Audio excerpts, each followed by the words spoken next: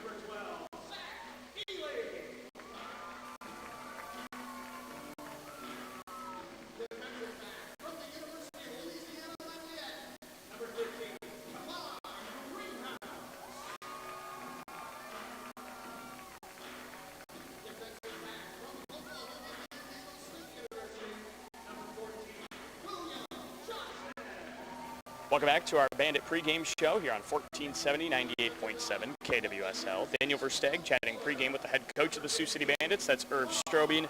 His Bandit team coming off a 53-24 tough loss to the Salina Liberty last week at the Tony's Pizza Event Center in Salina. And Coach, first of all, I mean, you guys were able to get out to an early start, but then Salina really took it to you early on in that first half. I guess what kind of things overall didn't go your way last Saturday against the Liberty?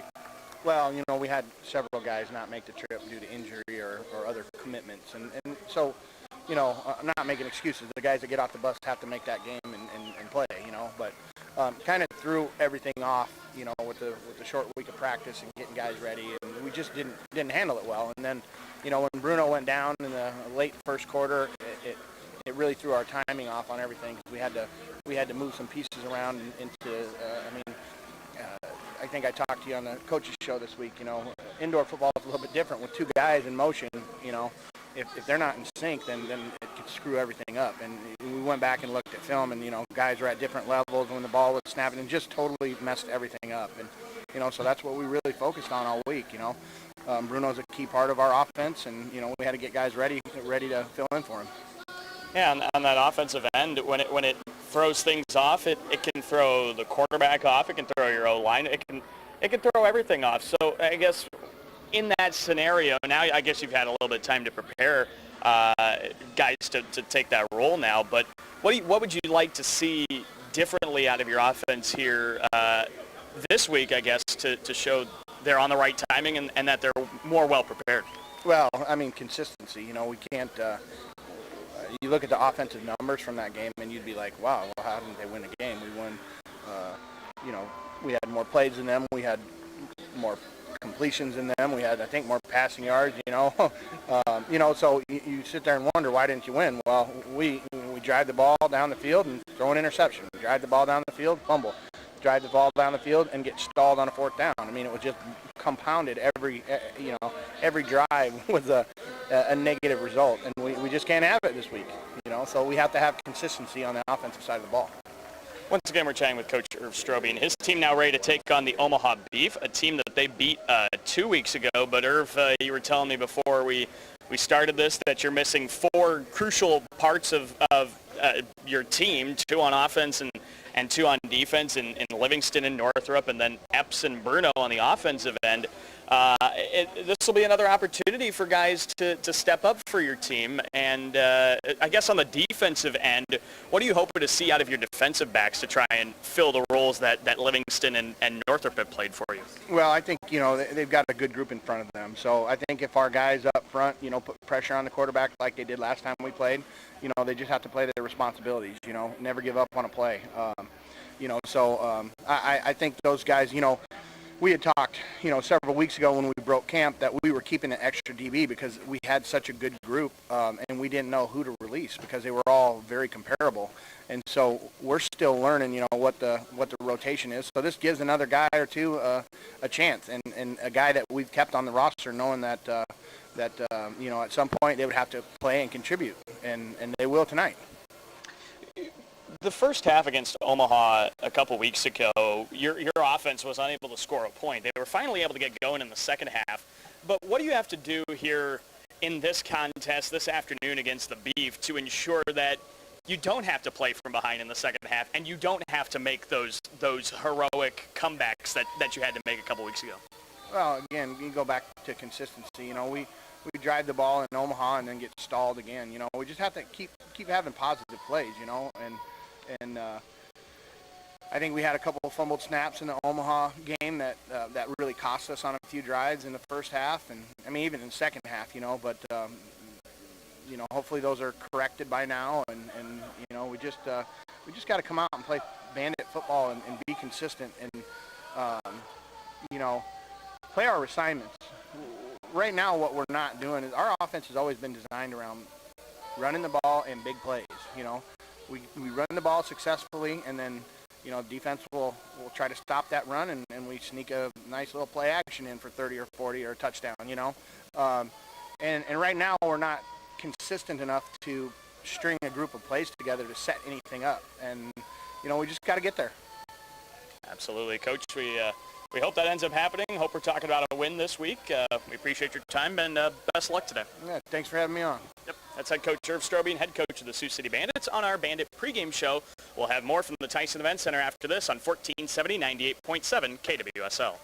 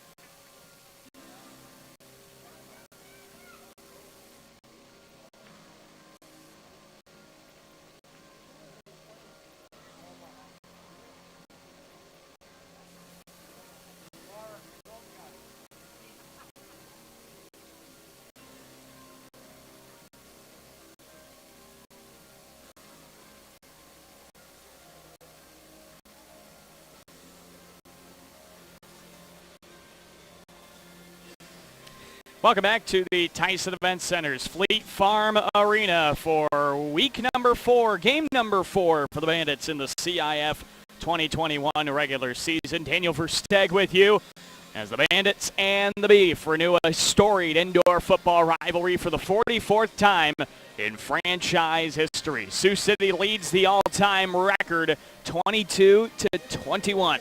Yes, it is that close of a rivalry between these two great franchises. Omaha is 0-2 in CIF play, 1-2 overall with that non-league win over the Sioux Empire Crusaders.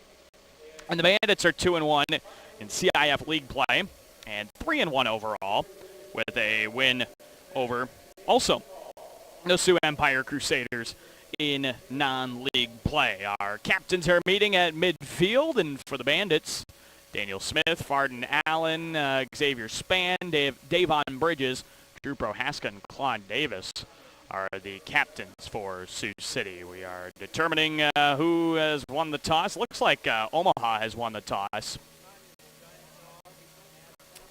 And, well, Randy Hagedorn is, I think, a little confused about which way Sioux City is going to be going here, what way Daniel Smith is telling him he wants to go. But this is number 2 of 3 meetings between Sioux City and Omaha. All right, we've got things figured out. Let's see who will get the football first.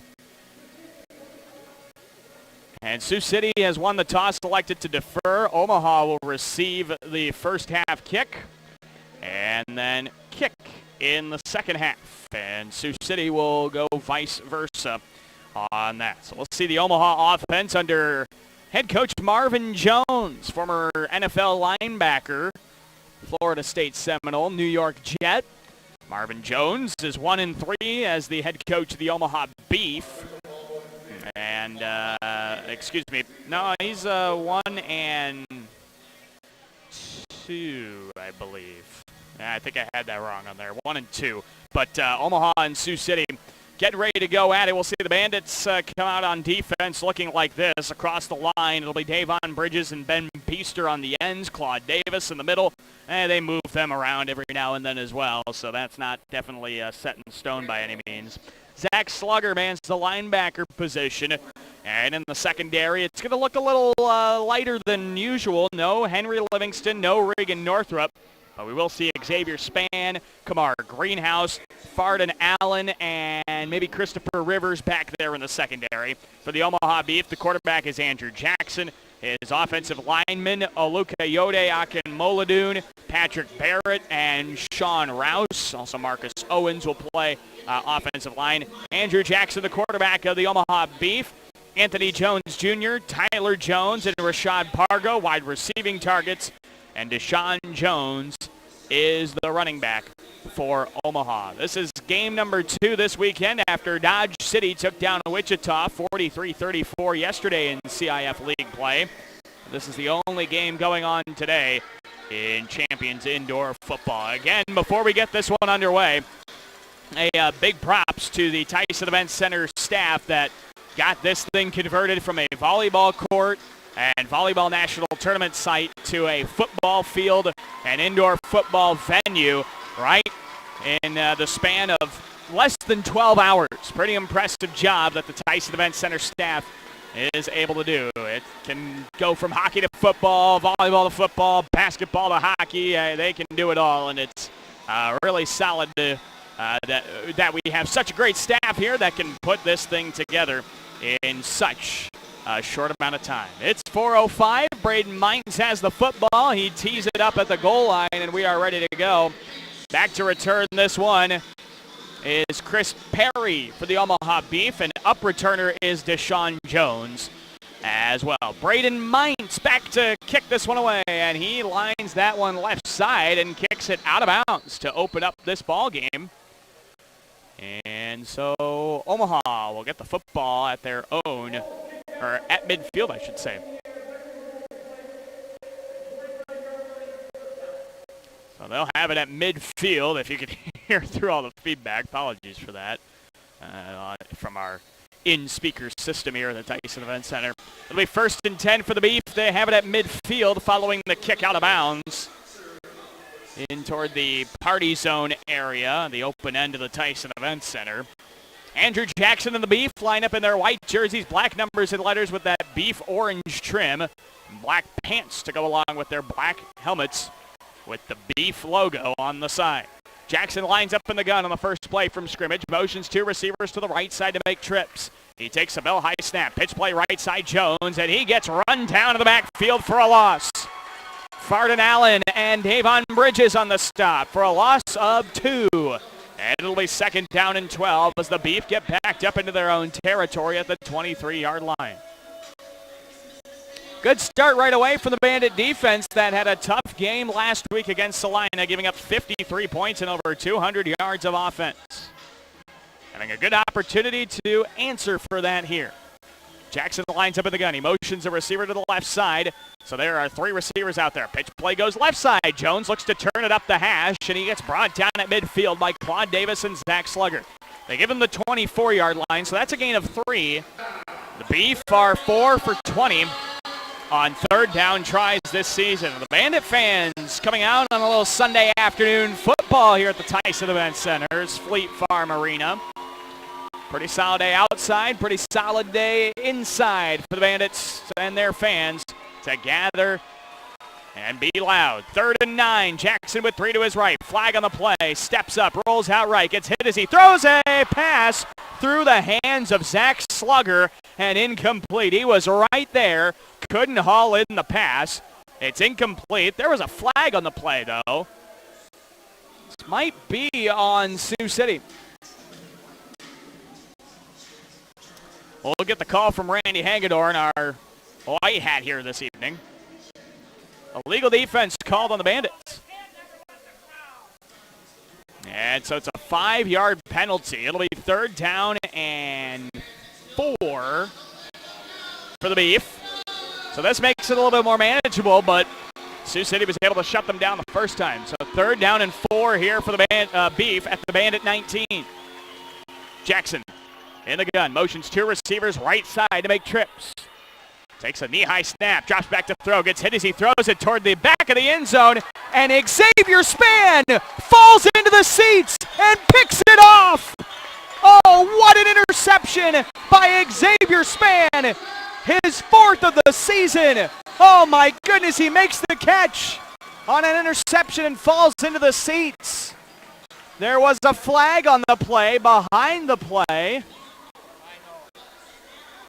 So we'll see if this interception's going to stand, but for now, what a fantastic play by Xavier Span. A fantastic play all around, I should say, as he made the catch, and then a fantastic play by the 3 Bandit fans that caught him in the bleachers.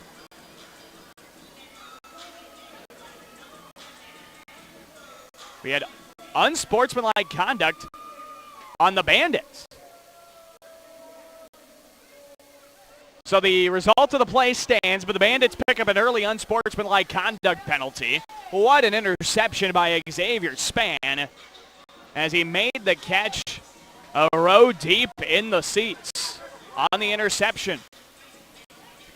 So the Bandits get backed up half the distance to the goal, so they'll have 1st and 10 at about the 2.5-yard line now. And we'll see the Bandit offense come out there with offensive linemen Blake Frank, Rashad Mungro, and Brandon Manis. Daniel Smith, the quarterback. Frederick Bruno. Jason Johnson, Zach Eli, Kamal Cass, our wide receivers. Drew Prohaska, the running back. We also see Braden Mintz line up as a wide receiver.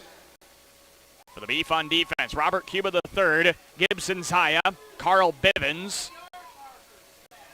linebacker Malcolm McCoy, defensive backs Chris Perry and Taylor Hawkins. Safety is Trey Dudley Giles. And also Antonio Marshall. So we got to get our down markers going here. 1st and 10 at the 2.5-yard line for Sioux City. Smith lines up under center, single back, motions a receiver left side to make trips. A screen pass left side. Jason Johnson gets run down to the 1. He got tackled into the end zone, but he is shut down at the 1. It's a loss of 1.5 on a screen pass to Jason Johnson. Maybe a loss of a full yard. It'll be 2nd down and 11 for the Bandits. Inside their own 2-yard line. Need some breathing room here. Smith under center, single back, 2 to his right, 1 to his left. He motions a receiver across the line, handoff up the middle. Drew Prohaska picks up a yard. That's it. Gets back to the 3, and it's 3rd down and 10 for Sioux City. With 12 minutes left in the first quarter, Omaha throwing an interception on their first possession of the ball game, and Sioux City on their first possession on offense. So we're scoreless here between Omaha and Sioux City. Daniel Smith goes into the gun on 3rd down and 10 at the 3. 3 receivers with 2 to his right, 1 to his left. Motions cast to the right side to make trips. Smith, high snap, drops back to throw, steps up. He evades a sack and gets out of the end zone, thank goodness. But he is brought down at the 2-yard line for a loss of 1. He avoids the sack somehow. And that'll make it 4th down and 11 for Sioux City.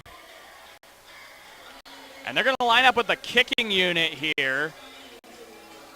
Well, Braden Mintz is 0 for 4 on field goals. He has attempted one from 57. And we got to do some math here. I don't know what the max is, but this is pretty darn close to a max field goal. 8 yards, so 60 plus at least. Here's the snap, hold by Smith. Mintz, end over end kick, does not have the distance. It's returned by Perry 2 yards deep in the end zone. Takes it out 5, 10, 15, middle of the field 20. Has a block 25, 20 into Bandit territory 15, 10. Down the sideline for a Beef touchdown, but there's a flag back at midfield. But for now, Chris Perry has returned the field goal all the way back for 6. And this one's probably coming back as we've more than likely got a hold or some kind of block in the back. But Randy Hagedorn will come over the microphone and give us the call. With 10:31 left to play in the first quarter, and we've got a score update. Sioux City leads Omaha 1-0 in the first period. That's good to hear. You can flip to that game as well over on 620 KMNS. It's on the iHeartRadio app.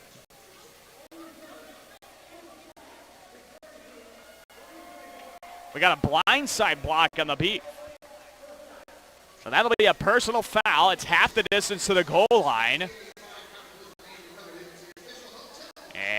And so Omaha will get it at their own 12 out for this. So we remain scoreless. Sioux City goes 3 and out. Omaha had to, they threw an interception on their first possession of this ball game. With 10:31 left in the first quarter. Sioux City and Omaha remain scoreless. The Beef offense come out there for the second try. Jackson all by himself in the gun. Splits his receivers, 2 on either side. Takes the snap, fires left side. That pass is hauled in by Deshaun Jones. And he gets run into the wall by Kamar Greenhouse at the 20-yard line. Gain of 8. Maybe 7. They rule him out at the 19. 7-yard completion to Deshaun Jones. And it's 2nd down and 3. The Omaha Beef looking for their first win in CIF League play. Bandits looking to not go on a 2-game losing streak. Low snap. Jackson fires right over the middle. It's caught. Tyler Jones at the 20-yard line. Doesn't pick up much. They ruled him a forward progress, though, to the 22. And that's enough to move the chains for a Beef first down. Omaha moves the sticks to the 22. 1st and 10 for the Beef. Sioux City with a loss would fall to 500 in CIF League play. Right now sitting 2nd in the CIF standings. As Omaha heads to the line of scrimmage. 1st and 10 at their own 22-yard line. Jackson another empty backfield. With 2 receivers on either side. Sends them in motion right up the middle. Handoff left side. Goes to Anthony Jones Jr. and he's down at the line of scrimmage. Davon Bridges and Zach Slugger along with Ben Peaster. All 3 of them there for the stop. And it's 2nd down and 10. No gain there for Anthony Jones Jr.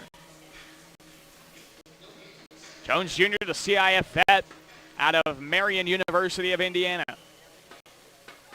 2nd down and 10 at the Omaha 22. Jackson motions 2 receivers right side to make trips. Takes the snap, screen pass right side. Tyler Jones makes the catch, looks to follow a block, but the Bandits swarm him up and bring him down for a gain of 1 to the 23. It's 3rd and 9. Defense is coming out to play in this one. Farden Allen and looked like Kamar Greenhouse were on the stop. 3rd down and 9. Beef 23-yard line. Bandit fans making some noise here early. Good to hear a nice sized crowd here at the Tyson Event Center. 3rd and 9. Jackson with 3 to his left. After the motion, 1 to his right. Takes the snap, fires over the middle. It's wide of Tyler Jones and incomplete. 4th down and 9. Kamar Greenhouse on the coverage. Shuts down that play. And it's 4th down and 9. He also had to get it over the top of Ben Peaster. So 4th down and 9 for Omaha at their own 23. The Beef are 2 for 8 on 4th down tries this season. So at 25% of their 4th down tries converted, they're going to go for it here. Early 4th down try with 7:22 to play in the first quarter. We're scoreless. Jackson motions 3 receivers to his left. Takes the snap. Over the middle, it's caught. Tyler Jones makes the catch. Into Bandit territory across the 20 to the Bandit 16. That is a 12-yard completion to Tyler Jones, and it's a 1st down for Omaha. Omaha converts only their 3rd 4th down conversion of the season. And they get a fresh set of downs out of it.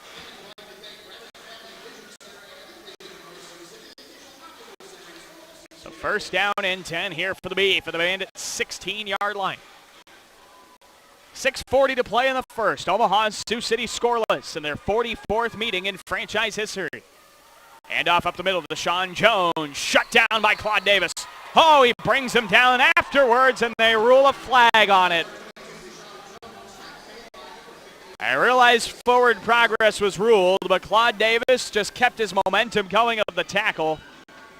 It was a hard tackle, I get it.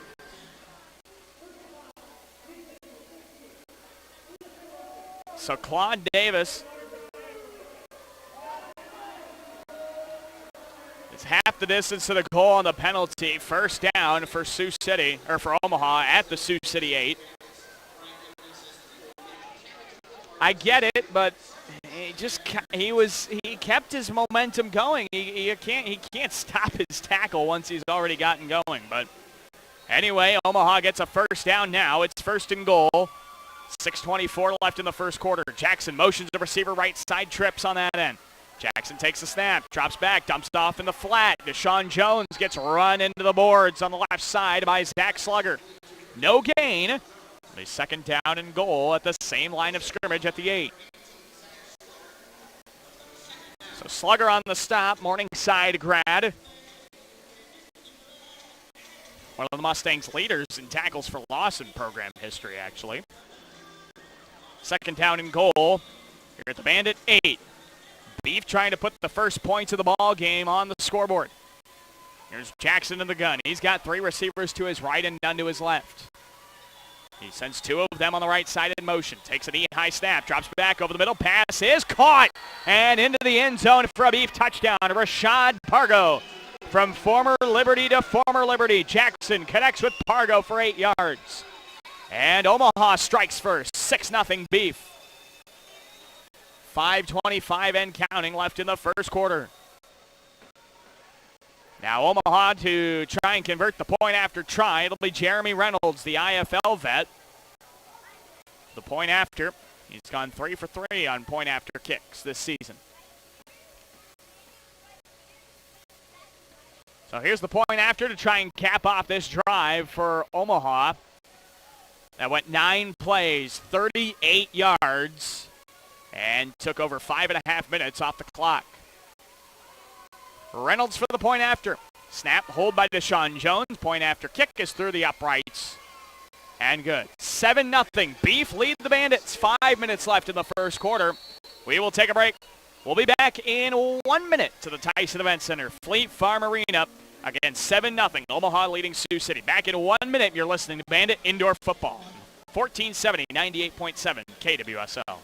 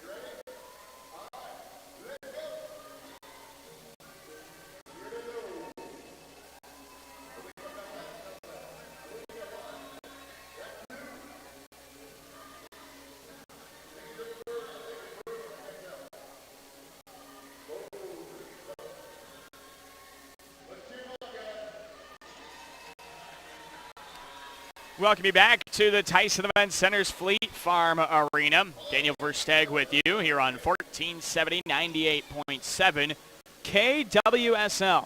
Also online at 1470kwsl.com and on the iHeartRadio app. You can also watch this game on the Champions Indoor Football Network. Sioux City and Omaha, the Beef strike first. It's 7-0 Omaha as they go 9 plays, 38 yards in 5 minutes and 31 seconds and cap off the drive on an Andrew Jackson passing touchdown complete to Rashad Pargo. Sounds like something you'd hear in a Salina Liberty game in 2019, but here with the Beef, Omaha leads 7-0 thanks to that drive by the Beef. And now Sioux City looking to answer. They were pinned back near their own goal line to start their first possession of this game, so they weren't able to do a whole lot. Playbook wasn't really open. Now they're hoping for something different here as Xavier Span and Jeff Mack go back to return for Sioux City. Jeremy Reynolds is back to kick this one away for Omaha after converting on his 4th point after try of the season. in 4 attempts. Red, white, and blue CIF football teed up at the goal line. And Reynolds puts a right-footed boot into this one. It's fielded 4 yards deep in the end zone by Xavier Span. Takes it right side, 5-10, has a crease, 15-20, has a block left sideline, midfield, 20, 15-10, down the sideline, touchdown! Xavier Span, house call on the kick return. What a way to answer, 50-plus yards, and Sioux City is down 1, 7-6 Omaha with 4:48 left in the first. It's a kick return house call for Xavier Span. And now a point after here for Braden Mintz. He took that from the right side of the field and came all the way to the left side and had the crease down the sideline for 6. Second kick return touchdown of the season for Sioux City. First one came against Omaha a couple weeks ago from Drew Prohaska. Now a point after by Mintz. Snap. An awkward snap, but an awkward kick. Misses wide right from Braden Mintz and no good. So Omaha remains out in front. 7-6. Beef lead with 4:48 left in the first. We'll be back in 30 seconds to the Tyson Event Center's Fleet Farm Arena. You're listening to Bandit Indoor Football here on 1470 98.7 KWSL.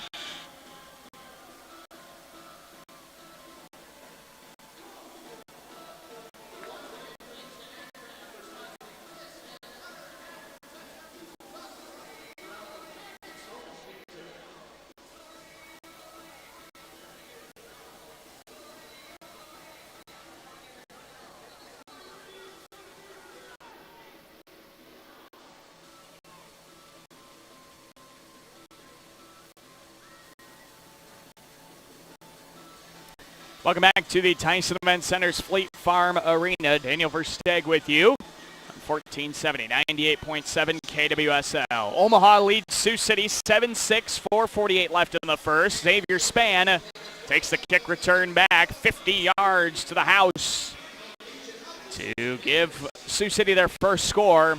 So we enjoy the replay here on the Jumbotron. And Jeremy Reynolds just couldn't quite get his hand on him to bring Span down. And now Braden Mintz to kick this one away. Let's see if we can get an Uno to tie the game back up. There's a squibber right off the beef up man. It's a free ball at the 11-yard line. Who's got it? Who's got it? Omaha comes up with it. There was a scrum in that pile. Carl Bivens came up with the football. And Omaha will have it 1st and 10. Let's see, at the Bandit 11. Not a bad idea. I really like the idea, actually. Kick it off the up men, see if you can field it, but it just couldn't quite work out in Sioux City's favor. And, well, the Bandit coaching staff is looking at this one. They're going to argue to see if Sioux City got possession first. I think it went through the hand of a Bandit player first. Looked like Farden Allen was on it. I don't know if they have a replay angle to be able to confirm who ends up with the football under that pile. Yeah, I think you got to go with Carl Bivens there. There's no way you can overturn that. I think that's what Coach Strobing and Coach Lobin were hoping for as an angle that would show something conclusive, but I think it's conclusive in Omaha's favor. But the play is going to be reviewed. They didn't go over the microphone and say it'll be reviewed, but they're going to take a look at this one. 4:37 left in the first quarter. Sioux City 6, Omaha 7 here in this Champions Indoor Football Contest. Sioux City currently sits tied for second in the standings with the Dodge City Law, who are 2-1 after beating up on Wichita 43-34 last night. So Sioux City can retain second place with a win here against Omaha and actually send the Beef that much farther down the standings. They would be full game back of Wyoming in fourth. fourth, and Dodge City would sit third. So our officiating crew taking a look at this one. Right now the result of the play is in favor of Omaha. They get the football at the Bandit 11-yard line. While this play being reviewed, let's thank a few of our sponsors that have brought you Bandit football this season so far, like R.E. Scott Company, AC&R Specialists, Absolute Screen Art, American Home Healthcare, CW Suitor Services, Central Bank, Complete Exteriors, Hard Rock Hotel and Casino, Sioux City, Heartland Chiropractic, and Hy-Vee. Thanks to all of our fine Bandit sponsors for bringing you Bandit football. 1 minute and 23 seconds of review time, and Randy Hagedorn comes out under the tunnel to give us the ruling. Nope, I didn't think this would be overturned. Ruling stands, and the Bandit fans are going to give him what for. I think I agree with that. Again, I don't think you have any evidence the other way. But the Bandit fans are not totally pleased with the call here. But regardless, Omaha gets the football, 1st and 10 of the Bandit 11. Motions a receiver over the middle. Handoff up the middle to Deshaun Jones, and he's stuffed for no gain. Claude Davis and Randall Blash on the stop. 2nd down and 10 for Omaha. The running game has really been suspect for Omaha this season. All year, the Beef have only been able to muster -1 yard on the ground. It's minus a half yard a contest for Omaha. Definitely more success through the air on offense. 2nd down and 10. Bandit 11, 3 receivers right. Fakes the pitch. Jackson goes left side. Tyler Jones is wide open. And he runs right by Xavier Span into the end zone for an 11-yard Beef touchdown. And Omaha leads Sioux City 13-6 with 3:46 left in the first quarter. Tyler Jones with his first receiving touchdown of the season. Jackson's 6th passing touchdown of the season. And now the point after try upcoming here for Jeremy Reynolds. With 3:46 left in our first quarter of action. Deshaun Jones on to hold. Reynolds has not missed a point after kick this season. High snap. Jones gets it down. Hold, and the point after kick is through the uprights. And it's good. 14-6. Omaha leads Sioux City with 3:45 left in the first. We're back in 1 minute to the Tyson Event Center, Fleet Farm Arena. Back in 1 minute, you're listening to Bandit Football in 1470, 98.7 KWSL.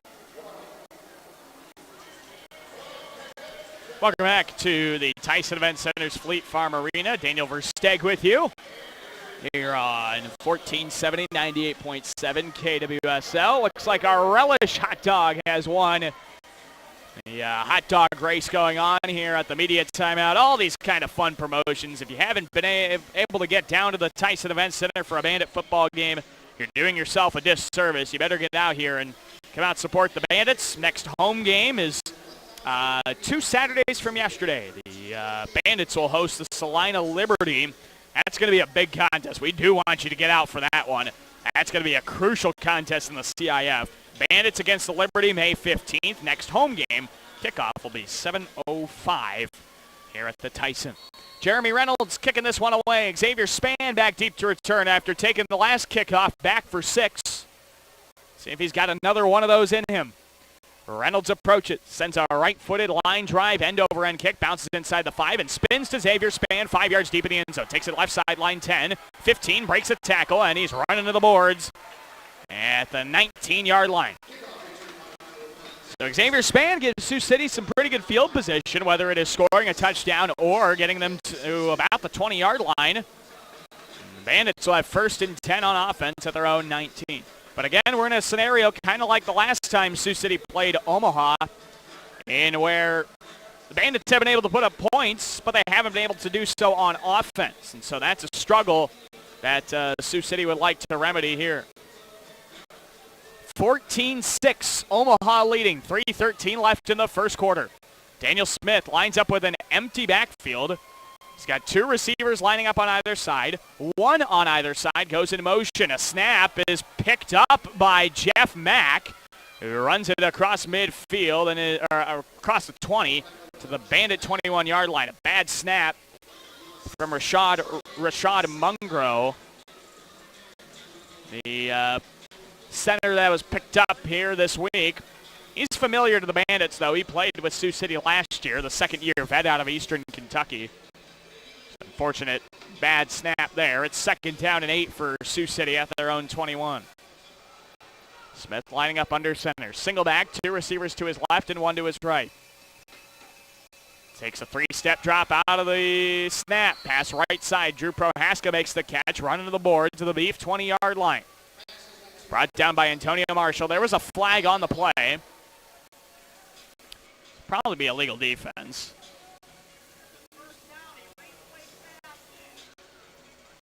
So let's see what the flag is.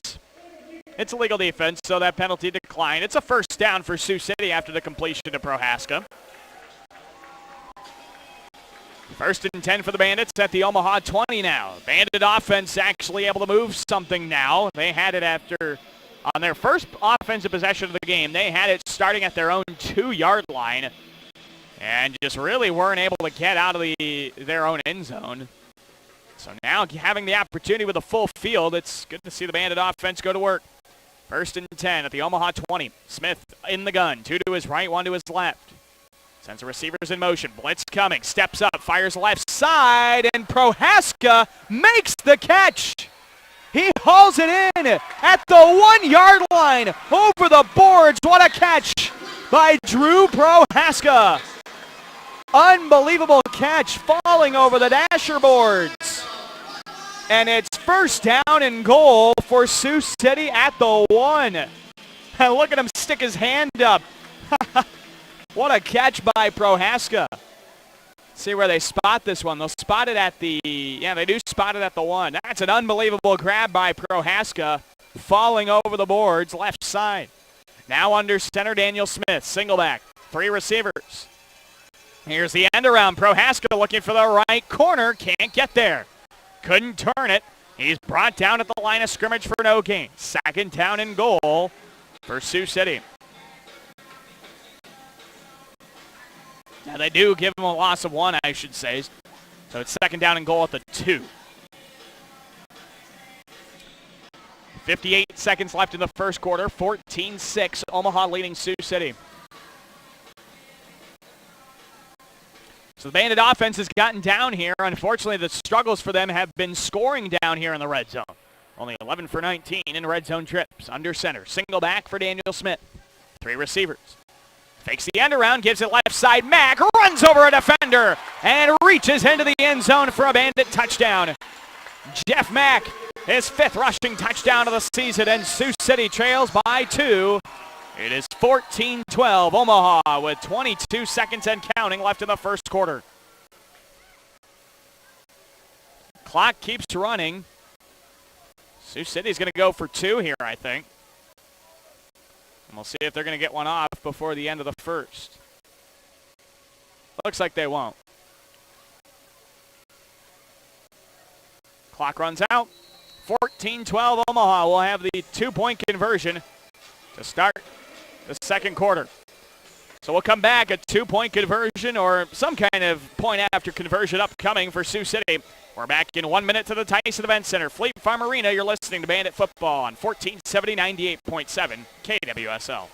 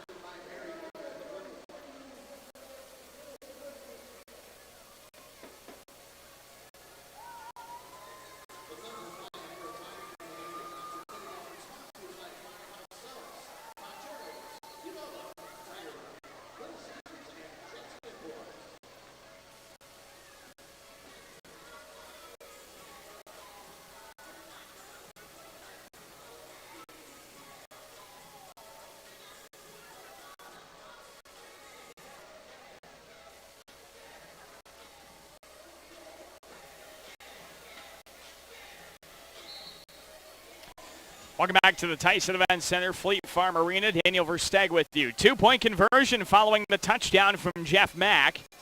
And Daniel Smith lines up under center. 3 men in the backfield. Little offset tee. Snap, right side handoff. Mack looking to turn the corner, and he gets shut down.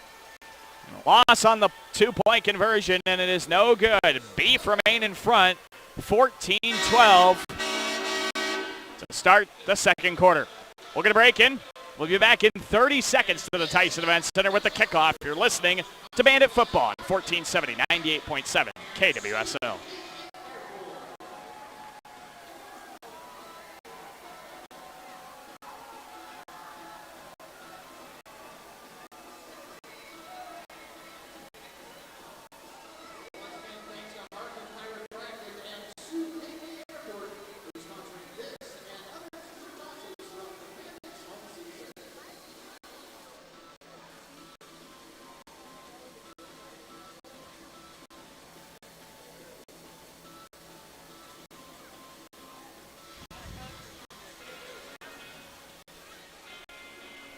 Welcome back to the Tyson Event Center, Fleet Farm Arena. Bandits cut it within 2, 14-12 Omaha. Start of the second quarter, Sioux City fails a 2-point conversion attempt after Jeff Mack was able to punch it into the end zone. Sioux City right now with, total offense of 30 yards, 27 through the air, 3 on the ground. Omaha with 14 yards of offense, 41 through the air, and 1 on the ground. Braden Meintz lines this one up to kick it away. Chris Perry to Sean Jones, back to return. There's a squibber right up the middle of the field. It's picked up in the end zone by Perry. Taken to the 5, 10, 15, middle of the field. He breaks a tackle, bounces outside right side of the 20. At the boards, he's thrown into the boards at the 21-yard line. Good job by Chris Perry to keep his footing on the kick return. And Omaha has good field position off it, 1st and 10. They have it at their own 21-yard line. The Beef now going from right to left as we view it here from the Tyson Event Center. 14:45 to play in the half, 14-12 Omaha. Next Bandit game will be this coming Saturday in Wichita. Bandits taking on the Force at Kansas Star Casino. 1st and 10 for Omaha here at their own 21. Beef were able to score an 11-yard touchdown on their last possession. Here's Jackson in the gun. 2 receivers to his right and 1 to his left. Motions 2 receivers to the left side to make trips. Low snap. Pitch play to the left side. Jones dances his way through. And Ben Peaster arm tackles him with his left arm. Excuse me. Yeah, no, that was Ben Peaster on the stop. And it's a gain of 1. So the 2nd down and 9 for Omaha to the 22. Nice job by Peaster. That just shows the strength of him. He's being blocked with the first arm, or with his left arm, and tackles with his right. Bull rushes the quarterback. Pass right side to Tyler Jones is hauled in right sideline. He keeps moving and picks up a 1st down. Well, the Bandits just couldn't bring him down. Tyler Jones kept it moving to the Sioux City 18. And it's 1st down and 10 on the 10-yard completion to Tyler Jones. 1st down and 10 here for the Beef for the Bandit 18. Here's Omaha to the line of scrimmage. Jackson all by himself in the gun. Has 2 receivers left and 2 receivers right. Sends a receiver on either side in motion. Knee-high snap. Quick pass right side. Batted away. Kamar Greenhouse comes sailing in to swat it away with his right hand. And it's 2nd down and 10 for Omaha. 12:55 left in the first half. 14-12. Omaha leads Sioux City in this Champions Indoor Football Contest. Omaha looking for their first win of the regular season in CIF play. Sioux City looking to improve to 3-1 and remain in 2nd place in the CIF standings. Trips receivers left side, 2 go in motion. Jackson, chest high snap, flag on the play. Pass left side, incomplete. Good coverage from Farden Allen as he kept it away from Tyler Jones. And I have a bad feeling this will be a legal defense on Sioux City. Randy Hagedorn has to give us the bad news, I'm afraid. Yep. 5-yard penalty is called. And so it's a 5-yard penalty. It is 2nd down and 5. Here for the Beef at the Bandit 13. So Jackson lines up by himself in the gun. They pick up 5 more yards. 2 receivers on either side. They fake the motion left side. Drop back to throw. Jackson spikes it. Low of Anthony Jones Jr. and incomplete. And it's 3rd down and 5 for Omaha. Beef so far 0 for 3 on 3rd down conversions. See if the Bandits have another one in them. Bandit fans start making noise here at the Tyson Event Center. Nice rowdy environment for indoor football. 4 receivers, 3 to the left of Jackson, 1 to his right. 3rd down and 5. Bandits rush, flag on the play. Jackson pass left side. Jones makes the catch inside the 5 and a run down to the 2 by Xavier Spann. This flag was going to be on Sioux City anyway. And it'll be 1st down and 10 here for the Beef. Or 1st and goal, beg your pardon. So 1st and goal on the 11-yard completion at the 2. 1st and goal for Omaha. So a fresh set of downs at the 2-yard line for the Beef. See if they can make something happen here and get another score. Here with 11:18 left in the 2nd.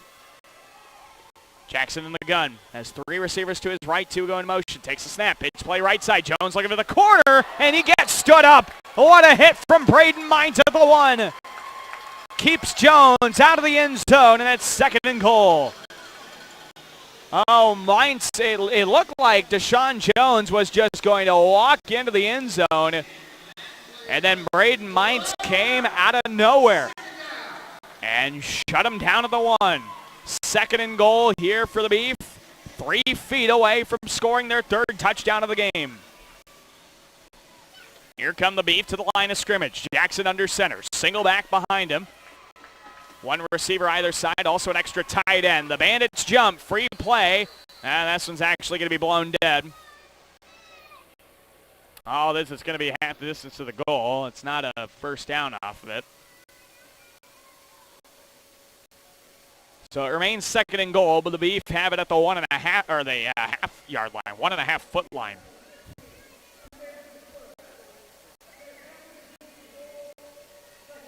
So 2nd and goal here for Omaha at the half-yard line. Now 18 inches away from the goal line. 10:25 to play in the half. 14-12 Omaha. Single back, Jackson under center, extra tight end, quarterback sneak, and he's in for 6. Andrew Jackson easily pushes the pile into the end zone, and Omaha takes a 20-12 lead with 10:10 left in the first half.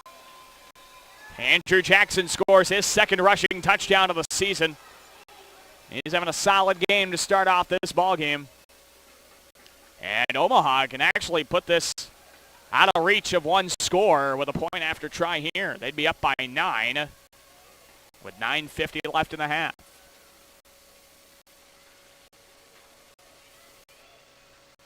So here's Jeremy Reynolds for the point after kick with Deshaun Jones on the hold. Good snap, good hold. Oh, and the kick actually got through the uprights, and it's good. Ben Peaster came diving in, couldn't block it away. 9:28 left in the half. It is 21-12 Omaha here in the second. We'll take a break. We're back in 1 minute. It's the Tyson Event Center's Fleet Farm Arena. Bandits down 9 here on 1470, 98.7 KWSL.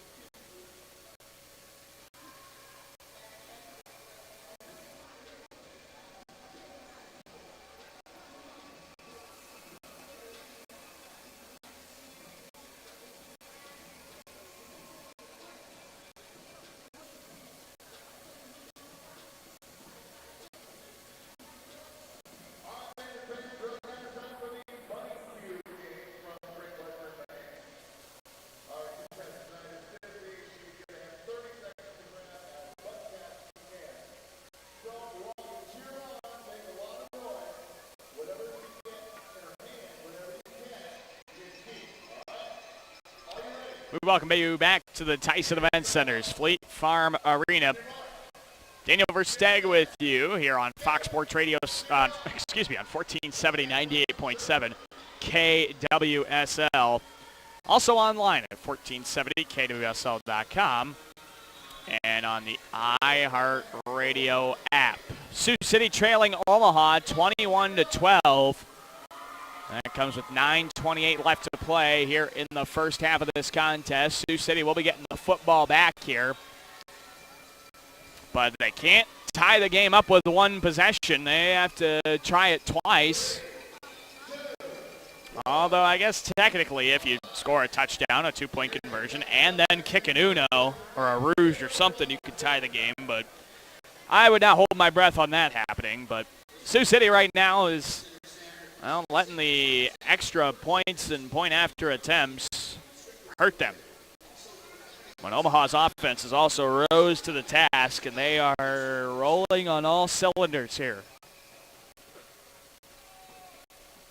So Jeremy Reynolds to kick this one away for the Beef, and Xavier Spann and Jeff Mack go back to return this one. And Mack is averaging 19 yards per kick return, and Xavier Spann today alone, averaging 34.5 yards a kick return, thanks to that 50-yard touchdown return. Here we go. Line drive kick, takes a high bounce to the 15, 10-5. It rolls into the chest of Spann at the 1. Takes up middle of the field, 5-10. And he gets pulled to the 15 and finally brought down to the 17. Nice job by Braden Mines. He pulled Spann an extra 4 yards to try and pick up some yardage. We also had an offsides on the Beef. So that adds 10 yards to the end of the run. Well, we'll take that. 1st and 10 for the Bandits. They have it at the Beef 23.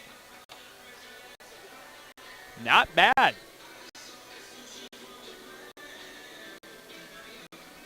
So here we go. Bandits to the line of scrimmage. Hoping to get themselves as close as they can, and then the defense get back onto the field and make a stop. Smith, 4 receivers, 2 on either side. Takes the snap, 3-step drop, faces pressure. Pass left side, caught by Prohaska. Gets away from one defender, 20. Upended hard at the Beef 16-yard line by Chris Perry. Gain of 7 to Drew Prohaska. And it's 2nd down and 3 for the Bandits of the Beef 16. 8:40 left in the first half. Omaha 21, Sioux City 12. Coming up at halftime, we'll run down stats. We'll also take a look at the other final score around the CIF and And we'll also check out the score from the Musketeers and the Lancers in Game 2 of the Western Conference semis. Flag on the play, and around handoff right side to Prohaska. He's brought down to the B14. It's a gain of 2. It's 3rd and 1, and we'll see what the flag is that will maybe add to this. But we'll see. Legal defense is called on the beat. So the Bandits will take the 5-yard penalty and a first down all the way to the Beef 11. Sioux City getting another opportunity here in the red zone potentially.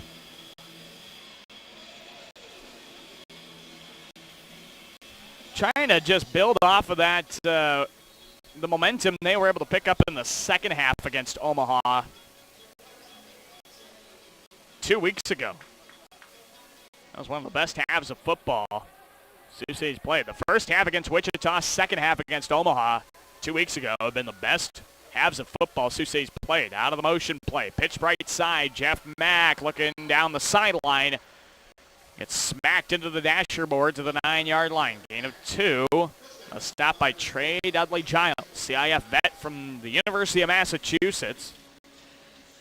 And the 2-yard gain makes it second down and 8. Bandits officially in the red zone now. 7:35 left in the first half. 21-12. Omaha leading Sioux City.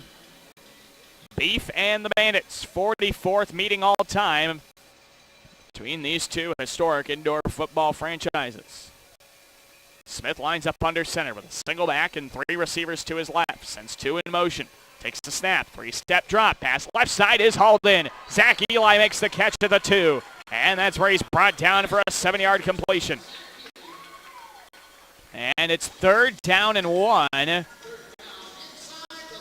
So Sioux City can pick up a first here without scoring. It'd be really close, but they'd have to get it inside the 1 to get a first without a scoring. 3rd down and 1. Beef 2-yard line. Smith goes back under center. Single back. 2 to his right, 1 to his left. Motion to receiver. Handoff up the middle. Mack fights his way through. And he's short of the short of the goal line, but he didn't pick up a first. So 1st and goal. Yeah, that ball is a foot away from the goal line. You can't get much closer than that. Mack came up just a couple of inches shy of the end zone, luckily picking up a first to keep the chains less of an issue. 1st down and goal. Here's Smith under center. Single back. 2 receivers to his left and 1 to his right. Sends the receivers in motion. Takes the snap. Gives it to Mack again. He stood up at the 1. Flag comes out, though, as Gibson Zaya brings him down. We'll await the flag here with 6 minutes left in the first half. 21-12, Omaha.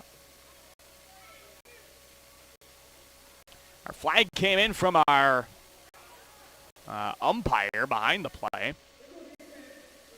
Legal defense called. So they went half the distance to the goal from a foot. I mean, the tip of the ball is basically on the goal line. You can't get that football any closer to the end zone, I'm telling you. 1st and goal again at the inch, literally the inch-yard line. Smith gives it to Mack. Straight dive handoff, and he's into the end zone for a Bandit touchdown. Jeff Mack is in for the 2nd time here this afternoon. And the Bandits trail by 3, 21-18 Omaha. Here with 5:30 and counting left in the first half. Jeff Mack caps off a 5-play, 23-yard drive that is almost at 5 minutes of time of the game. Sioux City will go for 2 here and try and cut it to a 1-point game in favor of Omaha.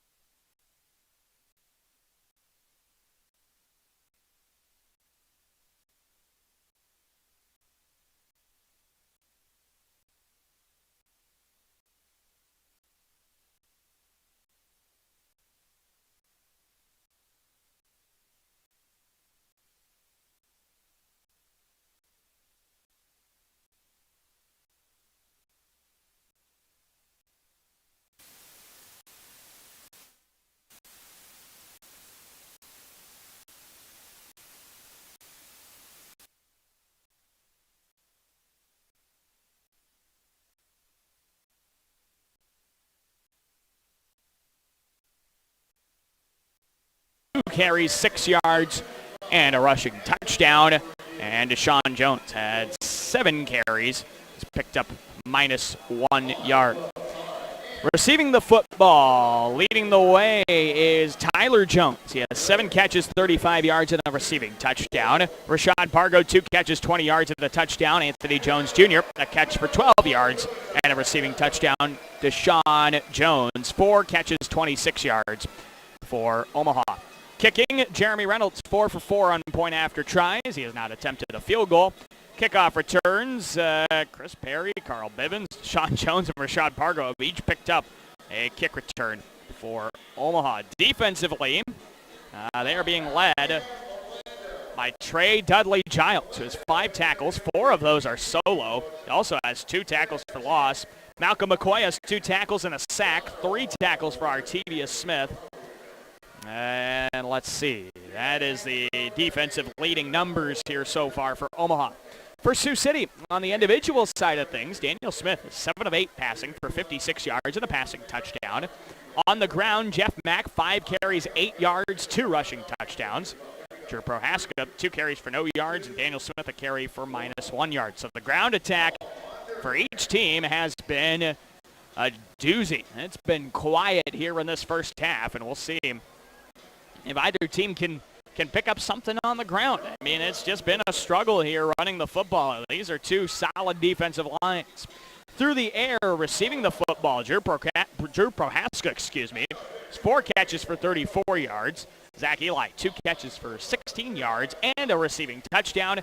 And Jeff Mack, a catch for 6 yards. Kicking the football, Braden Mintz, 0 for 2 on point after tries, 0 for 1 on field goal attempts. Kickoff return. Xavier Spann leading the way there. 4 kick returns, 1 touchdown. That one going 50 yards. That was the 4th touchdown there. We had 3 offensive and 1 special teams touchdown for Sioux City. Interceptions, Xavier Spann picked off his 4th pass of the season, 10th in a Bandit uniform in his career.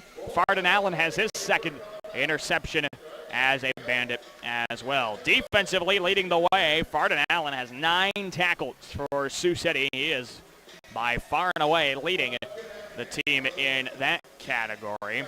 6 tackles for Kamar Greenhouse and a tackle for loss for Farden Allen. Some other defensive numbers. Let's check out some of the sack totals. Haven't had a sack yet, actually. Beg your pardon. Not anything to report there. Davon Bridges also has a tackle for loss, and so does Ben Peaster. Those are the only other really important defensive numbers for Sioux City. So either team, I think whoever gets the ground attack going probably makes the difference here. But it ends up giving themselves the advantage entering the second half of this contest. But right now, the ground attack for each team has been very quiet, and I think each offensive side is definitely looking to try and change that here and get things going on the ground. Love to see Jeff Mack, Drew Prohaska, and Kamal Cass get things going running the football. At halftime, again, it is 28-24, Omaha leading Sioux City. We do apologize to those of you watching the video stream. We had a little audio issue there in the first half. Hopefully things are working now, and we'll be able to have our commentary going for the second half of this one. Because this one, if the first half is anything like the second half, we're going to be in for one heck of a finish the rest of the way. A reminder, though, the Bandits will get the football to start the second half after winning the opening coin toss and electing to defer. So, reminder, the Bandits will get the football first, and they'll have the opportunity to take the lead. Down 4 currently to Omaha, 28-24. Let's take a look at some scores from around the USHL. Right now, Sioux City and Omaha in hockey. Musketeers and Lancers now tied at 1 apiece with 2.5 minutes left in the second period. Chase Bradley has the goal for Sioux City with 2 minutes and 12 seconds left in the at the 2 minute and 12 second mark of the first period. Beg your pardon. Sioux City with the win would win the series and move on to the Western Conference Finals. And who they play be determined on this one between Fargo and Tri-City. And the Fargo Force lead the Tri-City Storm 3-2 with 6:55 left to play in the second period in Kearney. And I believe Fargo Tri-City. Oh, no, actually, I think that series is tied. Let me double check here and make sure I'm not leading you astray, of course. Well, unfortunately, I don't think I can get back. My schedule's not working here. So, but just take my word for it. Yeah, this is game 3. So the winner of this one will be the winner and move on to the Western Conference Finals in USHL hockey, and we'll await the winner of Sioux City and Omaha. If Sioux City wins game 2 in hockey, they will move on to the Western Conference Finals. Omaha can force a game 3 with a win here tonight. You can listen to that game over on 620 KMNS on your radio dial. We had another final score from around the CIF yesterday. Dodge City took down Wichita 43-34 in Wichita. So Dodge City, currently as we speak, sits in a tie for second with your Sioux City Bandits in the CIF standings.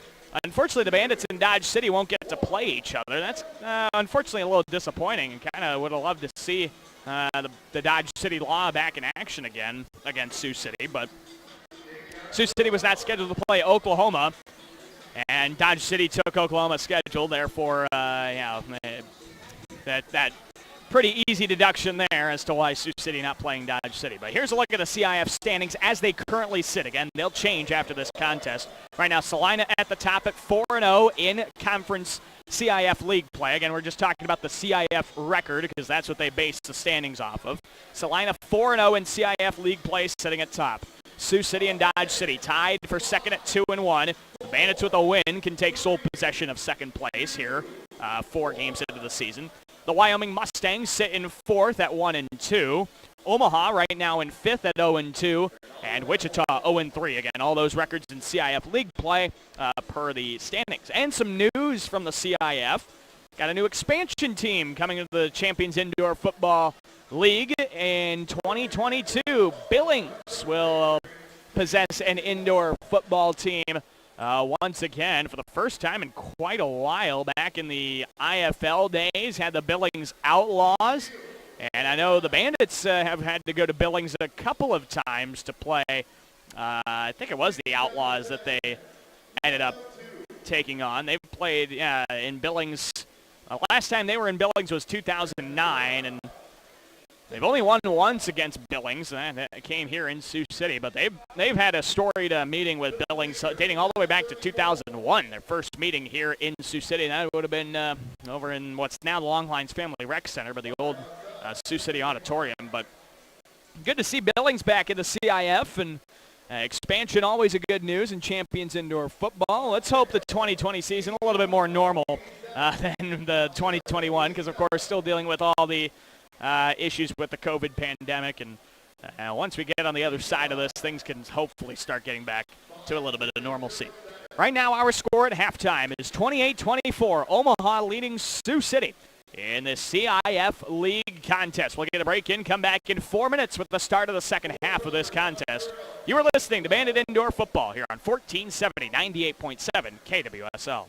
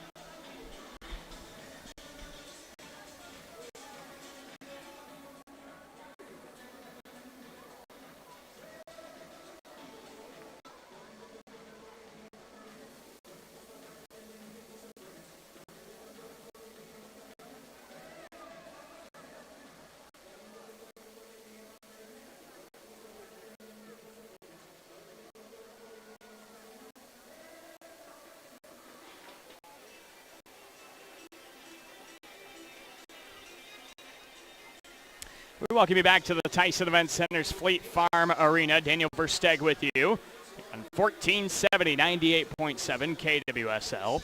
Also online at 1470kwsl.com, the iHeartRadio app, as well as on the Champions Indoor Football Network. Start of the second half, and Omaha leads Sioux City 28-24. And the Bandits will get the football here on the opening kickoff of the second half. The Beef will be, which way are they kicking? They're kicking from right to left. The Bandits were lining up to return it the other way. But Jeremy Reynolds ready to tee this one up. Xavier Spann and Jeff Mack go back to return. This could be a fun one the rest of the way. We hope you keep it tuned right here to KWSL for the final of this contest. It's going to be a fun one. It always is between Omaha and Sioux City. Well, the Bandits will have their first try to try and take the lead here and not go down by 2 scores. Ready to go. Reynolds sends a line drive end-over-end kick. It bounces into the end zone. Spann picks it up, and he takes it out to the 5 and gets slammed to the turf at the 8-yard line. Xavier Spann on the return, brought down by Taylor Hawkins. And it's first down and 10 for Sioux City at their own 8-yard line.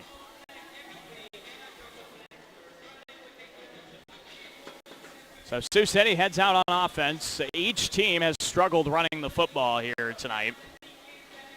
So each team hoping to get that going here and open up the passing attack for both sides, which, to be fair, each of them has really done a good job through the air, but like to have a little more success on the ground. Here's first and 10 for the Bandits at their own 8. 3 receivers. Pass, short pass, right side. Mines makes the catch and collides hard with Malcolm McCoy. And they rule him up forward progress as he gets stood up at the 12-yard line. Gain of 4. Makes it second down and 6 for Sioux City.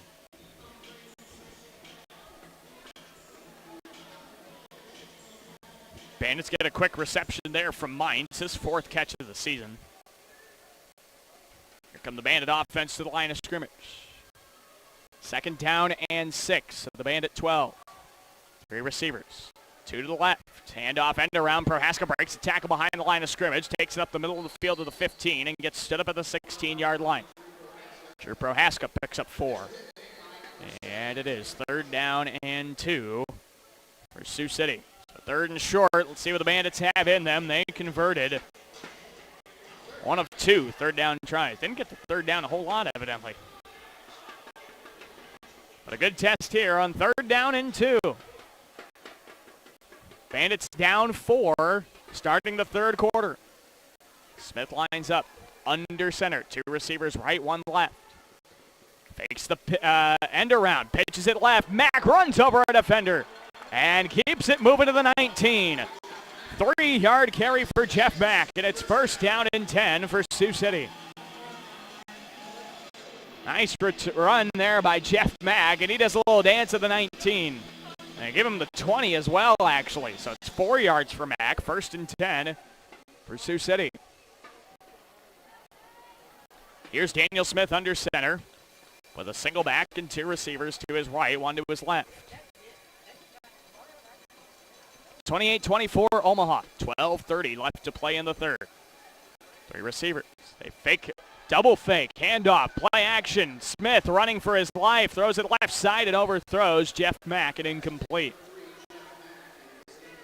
Smith evaded Robert Cuba III, and the second man, Keontae Chavez, is chasing him as well, and that's when Daniel Smith just decided to try and check it down to Mack. Couldn't find him.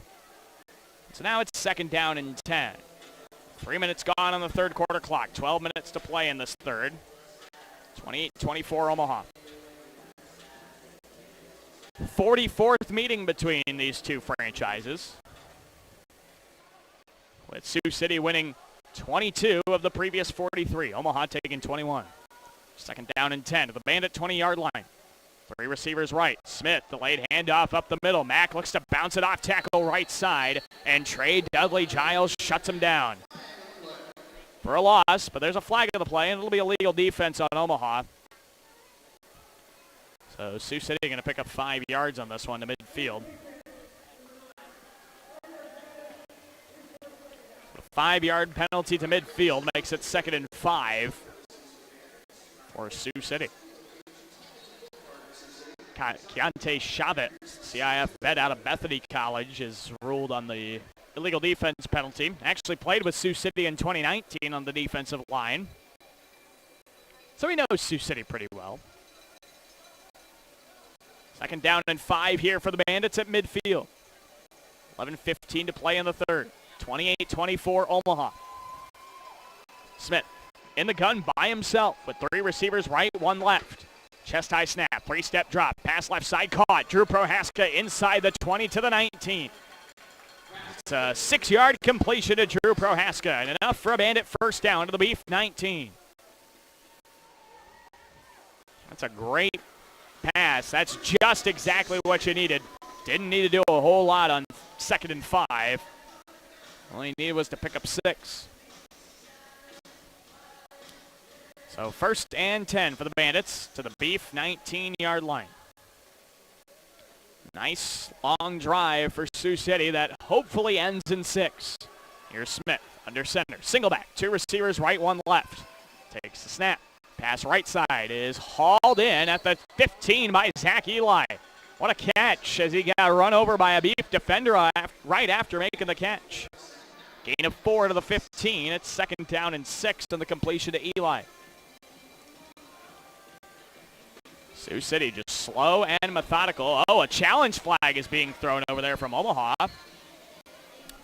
I'm not sure exactly for what. Is it for the catch, maybe, I guess? I guess they're trying to challenge the catch. I don't know why you'd worry about the spot. That's the only thing I can really see.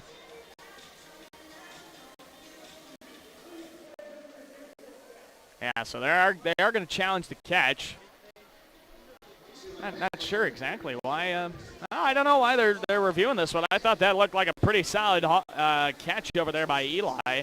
They threw that challenge flag late from their offensive coach on the field, who I believe is Cole Gore, but don't quote me on that. And they've changed some of those offensive personnel a couple of times in Omaha. So the previous play under further review. Right now it's 2nd and 6 at the Beef 15-yard line. If they overturn this call, it'll be 2nd down and 10 at the Beef 19. So that 4 yards, evidently important enough for Omaha as they try and stay in this one and try and shut down Sioux City's drive. Right now the Bandits are really working at it and trying to take a lead here in the second half. So with 10:02 left to play in the third. Play under review. I'll remind you that our next Bandit football broadcast comes to you this Saturday in Wichita. Bandits take on the winless Wichita Force for the 2nd and final time this season. Game number 5 of the CIF regular season schedule. Bandits are back home on May 15th. That's 2 Saturdays from yesterday. Bandits will host the Salina Liberty in what evidently will prove to be a crucial CIF regular season contest. And it's an awkward part of the schedule for Sioux City. They have a bye. They go on the road to Wyoming. Then they have another bye. And they're home against Wyoming. So in the span of 5 weeks, they play 3 games. That's, I guess, a good time as any to get refreshed and relaxed if you're Sioux City.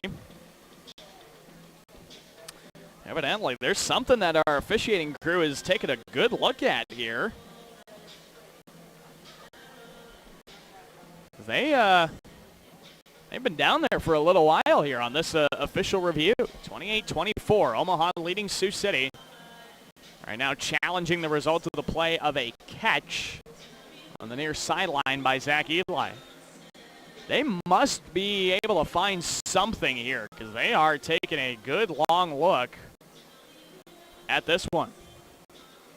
Anytime they take a long look at it, they've got an angle that they're pouring over and trying to check on. I will say, I do appreciate the timer that our video crew has put up on the Jumbotron. 2:50 is the time of that review. And we'll see what they came up with Randy Hagedorn coming out to midfield. Ooh. The ruling stands. So that'll be Omaha's first charge timeout of the half. The call stands. So after 3 minutes roughly of reviewing, they end up finding nothing to overturn the call. So it's 2nd down and 6 for Sioux City at the Beef 15-yard line. Single back in the backfield for Smith under center. Motions, trips, receivers left side. Screen pass goes to Prohaska, and he gets chased down from behind by Taylor Hawkins. Brought down to the 13, gain of 2. And it is 3rd down and 4 for Sioux City at the Beef 13-yard line. A very long drive that's taken about 5.5 minutes off of the third quarter clock. Sioux City just not letting Omaha possess the football here to start the second half. 3rd down and 4. Bandits have to get across the 9. They sit at the Beef 13. 2 receivers right, 1 left. The Beef jump. Smith trying to get a free play out of it, but they're going to have to take the penalty.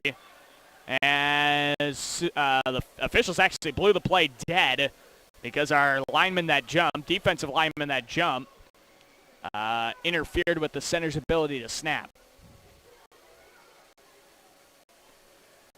So this flag will give Sioux City 5 yards on the offsides.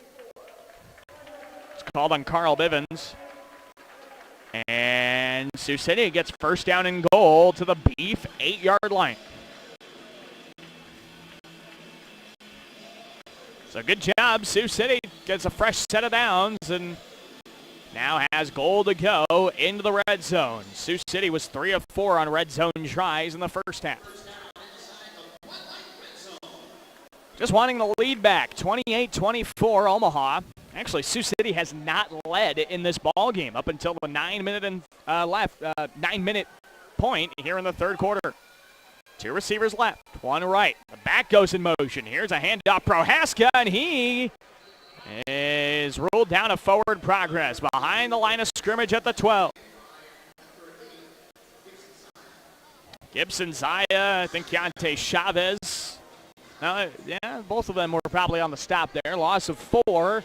2nd and goal at the 12 now for Sioux City. So let's see if Sioux City's got something in them here to try and take the lead. 2nd and goal from the 12. 3 receivers right. 2 go in motion. 3-step drop. Short pass right side. Braden Mines makes the catch, breaks a tackle. Oh, and he got tripped up by the same tackler at the 5. Chris Perry on the stop of Braden Mines. Gain of 7 to the 5. 3rd down and goal for Sioux City still. Nice job by Mines. He was able to shut down the first tackle attempt. Kept it rolling down to the 5. 3rd down and goal.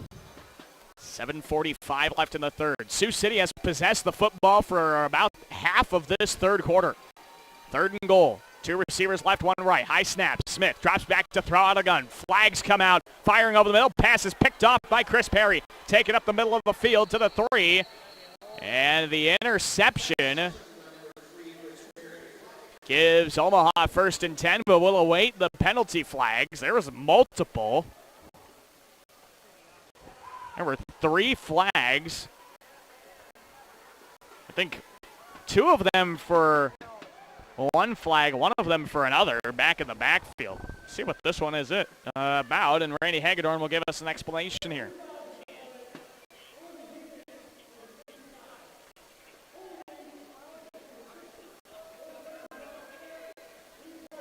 So we've got offsetting penalties after a hold by Sioux City and illegal defense by the Beef. So the interception is negated. We'll replay 3rd down. Luckily for Sioux City, they dodge a bullet there. 7:30 to play in the third. This is one heck of a drive. I should say this will be one heck of a drive if Sioux City puts points on the board. Still got to get that part done. 7:20 left in the third. They've possessed the football for over half of this third quarter. Smith under center, single back. Down 4 are the Bandits. Pitch play left side. Kamal Cass down the sideline to the 1. Extends the football across the goal line. No ruling. And he's short of the goal line at the 1.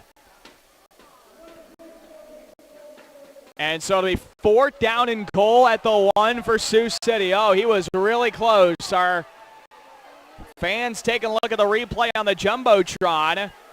Sioux City might review it. Irv Strobing has it locked and loaded. Is he going to throw it? Irv Strobing throws the challenge flag. There he goes. Irv Strobing had that challenge flag locked and loaded.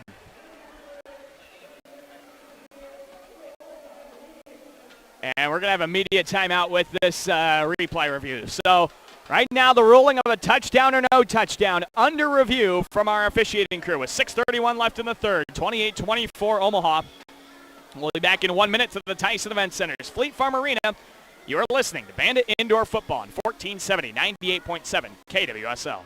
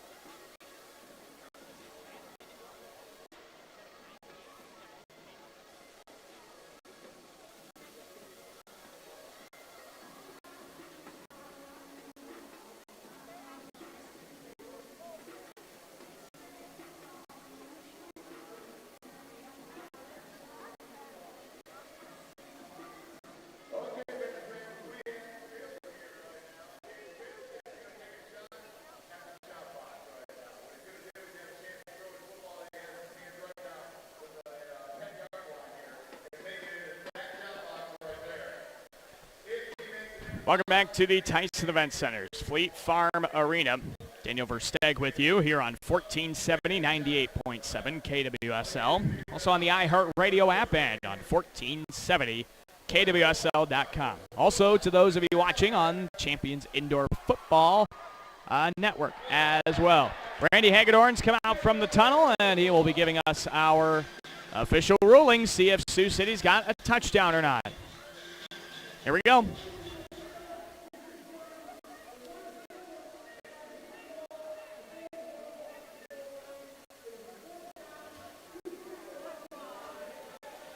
So Sioux City does not get the call they want. It's the call stands. It's 4th and goal at the half-yard line. Sioux City lines up in their goal line T formation. Randy Hagedorn blows the play dead. Our officiating crew not ready to get back to action. So they did not find anything to overturn the call, unfortunately.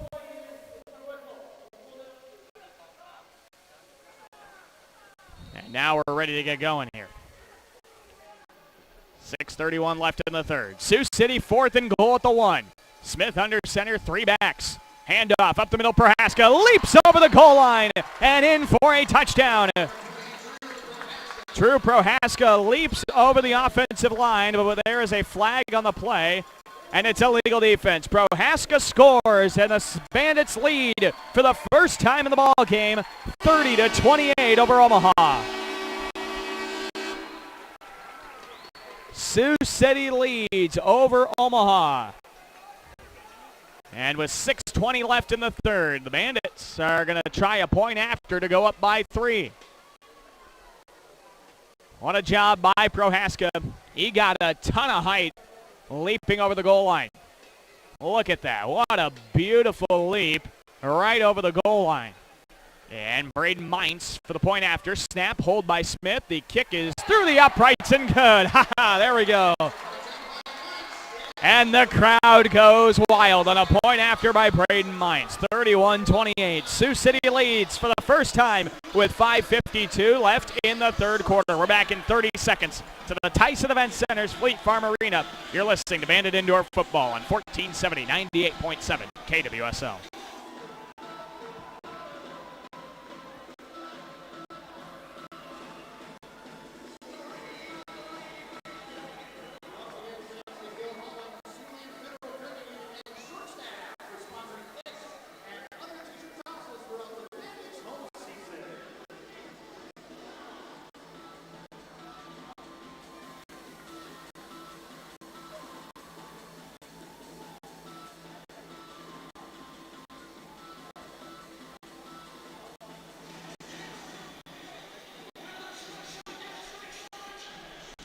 Welcome back to the Tyson Event Center's Fleet Farm Arena.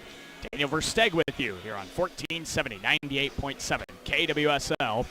Also online, 1470kwsl.com, and on the iHeartRadio app. 31-28, Sioux City leads Omaha, 5:52 left to play. Here in the third quarter, the Bandits have their first lead of the afternoon. And now to kick this one away, Braden Mintz.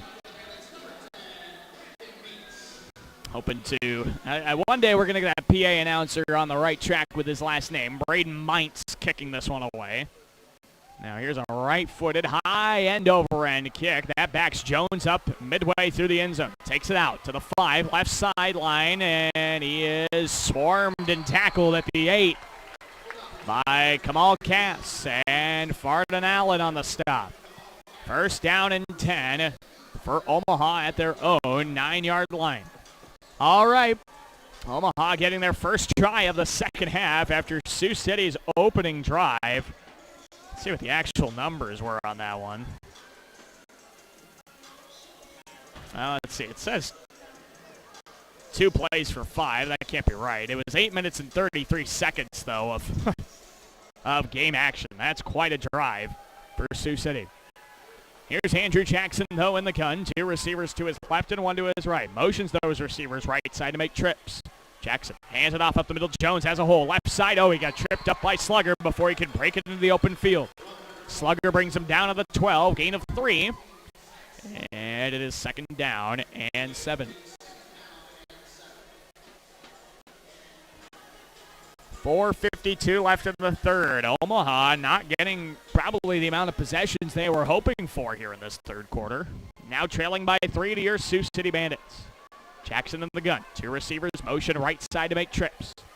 Takes chest high snap. Pump fakes a short pass. Looks deep over the left side. Oh, and Xavier Span pushed over Rashad Pargo. That'll be defensive pass interference, and Omaha will get a first down. Sioux City's going to make the argument that that ball was not catchable, and, well, yeah, that would have been tough for Pargo to get to. I don't know. And that's what the Sioux City's argument's going to hang on the fact that that ball wasn't catchable. I don't know. It would have been really tough for Pargo to get there. Could also make the argument that because of Xavier Span's push, that ball looked a lot more uncatchable than it probably would have been. I don't know. That's one of those tough ones. When you don't even give the receiver a chance to make a catch on it, you can't really tell if the ball ends up being catchable.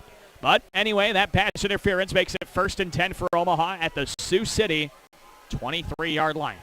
Jackson in the gun, trips right. Handoff up the middle, Jones runs into Claude Davis. And they rule him of forward progress for no gain. Maybe a loss of 1 on the play. Claude Davis, the product out of the University of South Florida, IFL vet out of the Sioux Falls Storm. And it's second down and 11 for the Beef at the Bandit 24. 3:54 left in the third. Sioux City 31, Omaha 28 in this 4th game of the season in CIF League play for Sioux City. Omaha playing only its 3rd CIF League contest. Jackson with 2 receivers either side out of the motion. Drops back 3 to throw. Pass left side is caught. And Anthony Jones Jr. puts a licking on Farden Allen.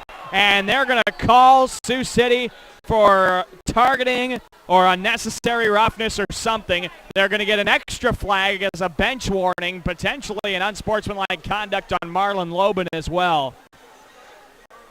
There was helmet-to-helmet contact. You can't argue with that. But it's whether or not he led. Oh, he might have led. Oh, yeah, I don't know. Now, that's a tough one. Our officials are going to talk about it here. Marlon Lobin blew up in the officials, and Irv Strobing is talking to Marlon to make sure he doesn't do that again. And they're going to rule targeting on Allen, and they're going to have to take a look at this one as well. By rule, they have to take a look at a targeting call. Helmet-to-helmet contact is undeniable right now. And we're going to have a media timeout as well. 3:33 left in the third. 31-28 Sioux City. This targeting call on the field being reviewed. We're back in 1 minute to the Tyson Events Center, Fleet Farm Arena. You're listening to Bandit Football on 1470, 98.7 KWSL.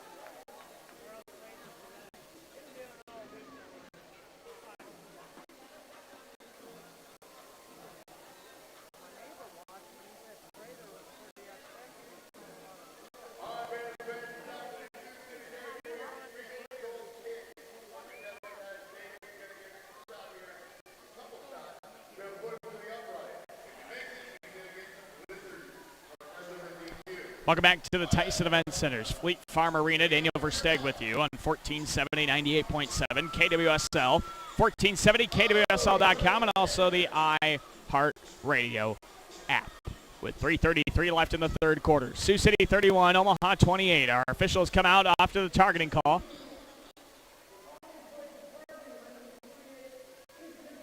And they confirm the targeting on Fardon Allen. And Allen is disqualified. So the 15-yard penalty, Fardon Allen is, well, he's actually not disqualified. I thought he was. He's not. So Allen luckily stays in the contest. And following the targeting, Omaha is 1st and 10 at the Sioux City 11. That's a tough break. That's a really tough break. And now Omaha has a good chance to score here. Down 3. 3:33 left in the third quarter. 31-28 Bandits. Marlon Lobin, defensive coordinator, barking commands to his corner on that left side in Kamar Greenhouse. Got a healthy helping of both Bandit and Beef fans. So they gave a sideline warning as well. Just had to announce that to the crowd. They'd had previously. And here we go. The defense chants of the Bandit fans start making some noise here. Big stop potentially here. 1st and 10 at the Sioux City 11. Jackson, 2 receivers either side. Takes a chest-high snap. Drops back to throw. They're being bull rushed. Flag comes out. This will be hold. Jackson takes the right sideline and gets run into the boards to the 5. But we're going to get a penalty, and it'll go on Omaha, I do believe. Right, the Sioux City defensive line came in there like bats out of hell. They were really running and really looking for that stop. This will be holding on the Beef. That 10-yard penalty is going to make it 1st down and really long.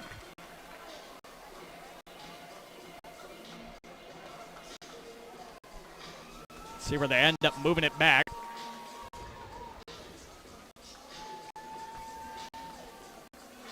And they mark it back to the 21. So it's 10 yards from the line of scrimmage, not from the spot. First down and 20 here for Omaha at the Sioux City 21. Here come the Beef back to the line of scrimmage with not a whole lot of room. Jackson, two receivers, right, one left. Takes the snap, fakes the end around, dumps it off left side into the flats for Anthony Jones Jr. He's running east-west. No room north-south. Claude Davis brings him down. Gain of 1 to the 20, that's it. Second down and 19, and now Claude Davis and Anthony Jones Jr. get into a jawing match. My goodness, lots of extracurriculars there. With a gain of 1 makes it second down and 19 for the Beef. Sioux City defense going to make that stand. We're on second down and really long. Hoping to keep Omaha out of the end zone. 2:37 left in the third. 31-28 Sioux City. Jackson out of the gun. Trips receivers right. Knee-high snap. Drops back to throw. Pass over the middle. In and out of the hands of Tyler Jones. And incomplete. Farden Allen staying on the field. Bats it away from Tyler Jones. And it's third down and 19 for Omaha. Third down and long. The Bandits have to have this one in them. And how about the noise from the Bandit fans in attendance here at the Tyson Event Center? This is music to our ears after no Bandit games in 2020. Second home game of the CIF season for Sioux City, and they're making a lot of noise, hoping to pick up the win against the Beef. 4 receivers. Jackson drops back. He rolls out right on 3rd and 19. Throws back across the field and overthrows Rashad Pargo. And incomplete. Xavier Spann on the coverage. It's 4th and 19. And here comes Jeremy Reynolds and the field goal unit to try and tie this game up. All right, Reynolds is 0 for 5 on field goals here this season. This will be, if this is where they're going to kick it from, this will be a 35-yard field goal. Deshaun Jones on the hold. Jeremy Reynolds on the kick from 35 yards out to try and tie the game. Here we go. Big kick from right to left. Snap, hold by Jones. The right-footed end-over-end kick is straight through the uprights and good. With 51 seconds left in the third, we are tied at 31 after a 35-yard field goal bangs through the uprights from Jeremy Reynolds. Tied at 31, 51 seconds to play. We're back in 30 seconds to the Tyson Event Center's Fleet Farm Arena. You're listening to Bandit Indoor Football on 1470, 98.7 KWSL.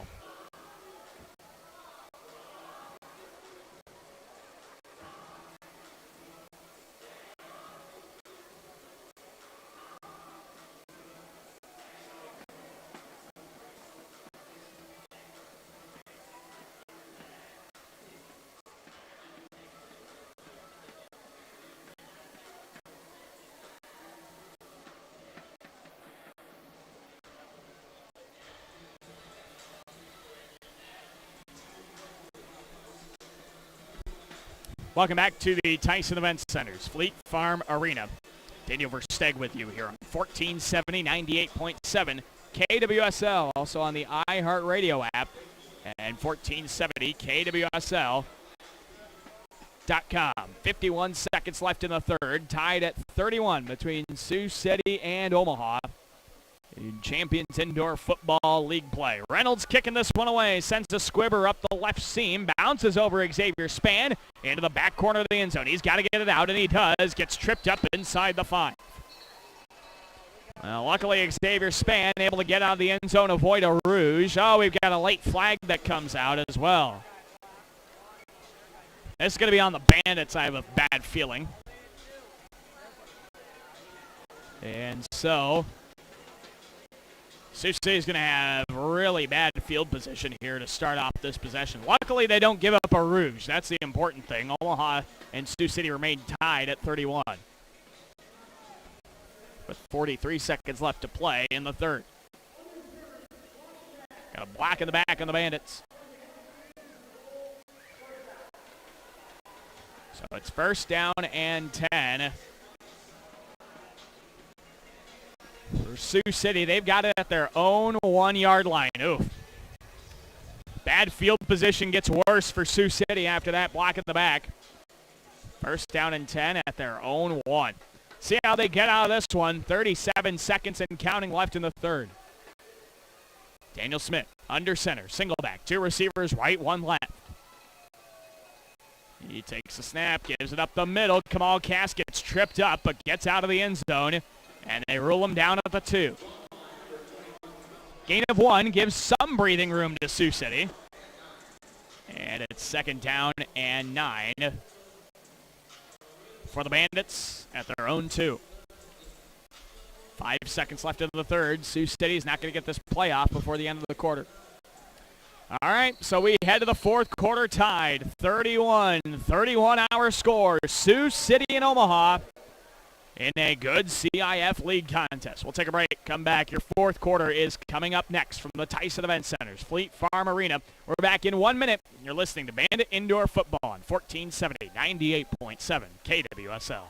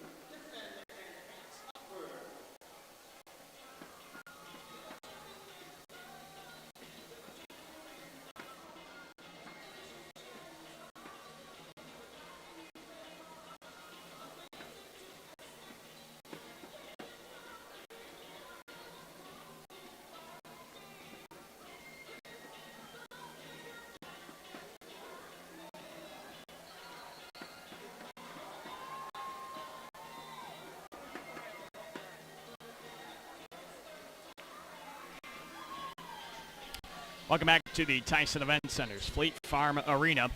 Daniel Versteg with you on 1470 AM, 98.7 FM, KWSL. Also on 1470 KWSL.com and also the iHeartRadio app. Start of the fourth quarter. Sioux City has 2nd down and 9 at their own 2-yard line. Daniel Smith under center. Single back. 2 receivers go in motion left side. Takes a snap. Play action. Flag on the play. Pass over the middle. Caught by Braden Mintz at the 10. And he keeps it moving to the 14. Braden Mintz picks up 12, but a flag came out. And we'll see who the flag's on and what it's all about. I think it's on Omaha. And we'll see, though, first of all. Yep, illegal defense. So penalties decline. Braden Mintz's 13-yard pass stands, and it's 1st down and 10. Sioux City has some breathing room out to the 15-yard line, their own 15. So Sioux City heads to the line of scrimmage. 1st down and 10 for the Bandits. Daniel Smith in the gun. 2 receivers right, 1 left. Motions a receiver right side. Prohaska and Johnson. High snap. Drops back to throw. Steps into the pocket. Rolls out to his right. Looking to throw. Flag comes out as Smith goes down for a loss of 1. So Smith lost 1 on that play. Also, there's going to be a holding penalty on Sioux City. And Omaha's going to decline it. They're going to take the loss of down and a loss of a yard.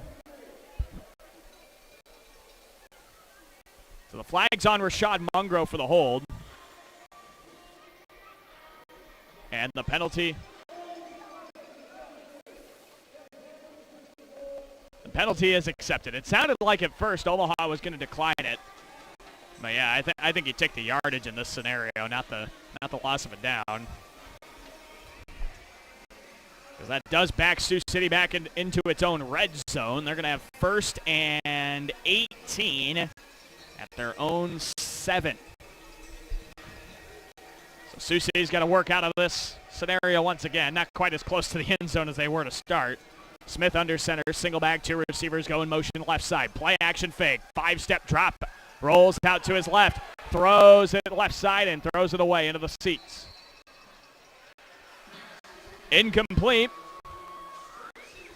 It'll be second down and 18, beg your pardon. Second down and 18 for Sioux City. 31-31, 14:08 left to play in the ball game.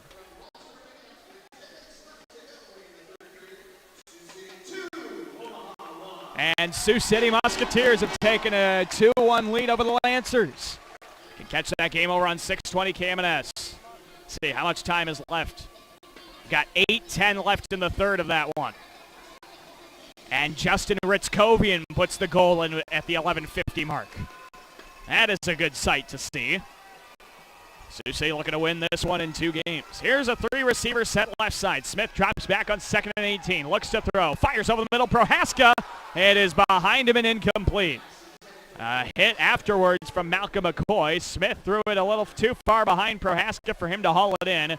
And it's 3rd and 18 with 13:20 to play in the game. Tied at 31. Omaha and Sioux City going at it. The 44th meeting between these two franchises. In the previous 43, Sioux City has won 22 of them. Omaha has won 21. 31-31, Sioux City and Omaha. Here is Smith in the gun on 3rd and 18. 2 receivers right, 1 left. 1 receiver either side goes in motion. Eye-level snap, pass left side. Try to get through too many defenders for Drew Prohaska. Incomplete as Taylor Hawkins bats it away. It's 4th down and 18 for Sioux City. And what do the Bandits do here? I think they're going to try a field goal. 12:25 to play. Yeah, that's 4th and 18. You got to go for a field goal here. Not much profound thinking on that one. This is going to be a 57-yarder. Kicking from their own 1, Braden Mines to try and put the Bandits up by 3. Snap, good hold by Smith, but he pulls it left and kicks it out of bounds for a touchback. So the field goal misses wide left out of bounds. And Omaha will have it at their own 5.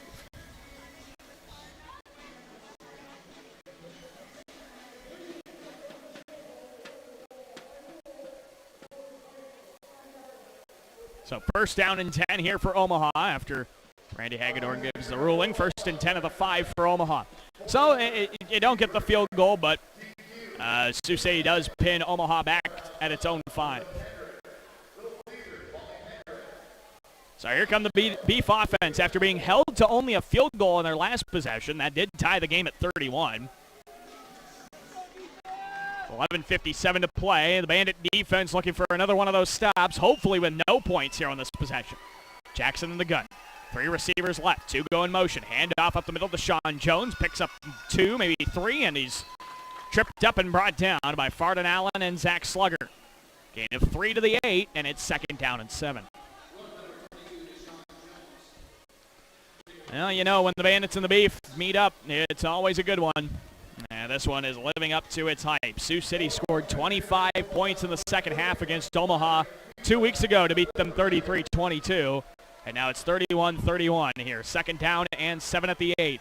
3 receivers right, none left. Jackson, bell high snap, drops back, dumps it off into the flats for Deshaun Jones, and he's running the boards at the 10 by Farden Allen, maybe the 12. They give him 4. And it's 3rd down and 3 for Omaha, their own 12. Here we go. Big 3rd down stand potential here for the Sioux City defense. Omaha is only 1 for 7 on 3rd down tries here this evening. Let's hope for another stop. How about it? 3rd down and 3. Beef 12-yard line. Omaha with 2 receivers right, 1 left. Out of the gun. Handoff up the middle. Jones is stopped. No gain. Zach Slugger came rushing up the middle for nothing. And it's 4th down and 3 for Omaha. Well, the Beef have arguably been better on 4th down than 3rd down. They're now 1 for 8 on 3rd down tries. But the Beef are a perfect 3 of 3 on 4th down tries. Here we go. Jackson all alone in the gun. Two receivers either side. Takes a snap. Looks to throw. Blitz coming. Fires over the middle. It is caught. What a catch by Anthony Jones Jr. at the 21. Gain of 9. First down for Omaha. The Beef improved to 4 for 4 on fourth down conversion attempts here today. And Omaha has first and 10 of the 21. 9:38 to play in the ball game. 31-31 Omaha and Sioux City. Here is Jackson in the gun all by himself. Two receivers either side. One goes in motion either side. Pass left side. Down the sideline caught. This is Deshaun Jones dragging defenders across the 15 to the Bandit 11-yard line. Big gain of 18 yards and a first down for Omaha near the red zone of Sioux City. First down and 10. The Bandit 11-yard line. 9 minutes to play. 31-31. Sioux City and Omaha. Beef to the line of scrimmage. Jackson by himself again. Two receivers either side. Takes the bell high snap. Drops back. Passes deflected up into the air. And it falls incomplete. Claude Davis got a paw on it. Smacked it away. And it's second down and 10 following the batted pass from Claude Davis. We get a replay here on the Jumbotron. I think that was Davis. Well, they're off the replay. So second down and 10 here at the 11 for the Beef at the Bandit. At the Bandit 11, I should say. Another try here for Omaha. Jackson in the gun. Three receivers right. Unfortunate now for Sioux City. This is definitely field goal range for the Beef. Fake pitch. Jackson steps up, spins away from one, sack and goes down. Ben Peaster, Davon Bridges, and Zach Slugger all there. Loss of 5 on the sack of Andrew Jackson. And it's third down and 15 for the Beef. And the Bandits 16. And I think you give it to Slugger or Peaster, or you give him a combined sack on that one. So a big third down try here. Again, Omaha has struggled on third downs. They're only 1 for 8 on third down conversions here today. 7:40 left in regulation. 31-31, Sioux City and Omaha. Here come the Beef to the line of scrimmage. Jackson in the gun by himself. Two receivers right, two receivers left with 2 on the play clock. Drops back to throw. Steps up. He keeps it himself. Left sideline 15. Upended at the 11 by Farden Allen. Allen brings him down. A gain of 5. It's 4th and 10. And now a decision for Marvin Jones of the Omaha Beef. They're keeping the offense out there. Jeremy Reynolds stays on the bench. Omaha is going for 6. I wouldn't be shocked if Marvin Jones uses a timeout here, though, with 7 minutes to play. Oh, this is a big down here for Omaha. 4th down and 10. Yeah, Marvin Jones calling a timeout. Yeah, that doesn't shock me here. This will be a media timeout here as well. 31-31. They're going to talk things over, see what they want to do. Second timeout for Omaha. It's a media timeout as well. 6:45 to play. 31-31. Sioux City and Omaha. We'll come on back to the Tyson Event Center. Hope you will as well. Back in 1 minute. You're listening to Bandit Indoor Football. KWSL.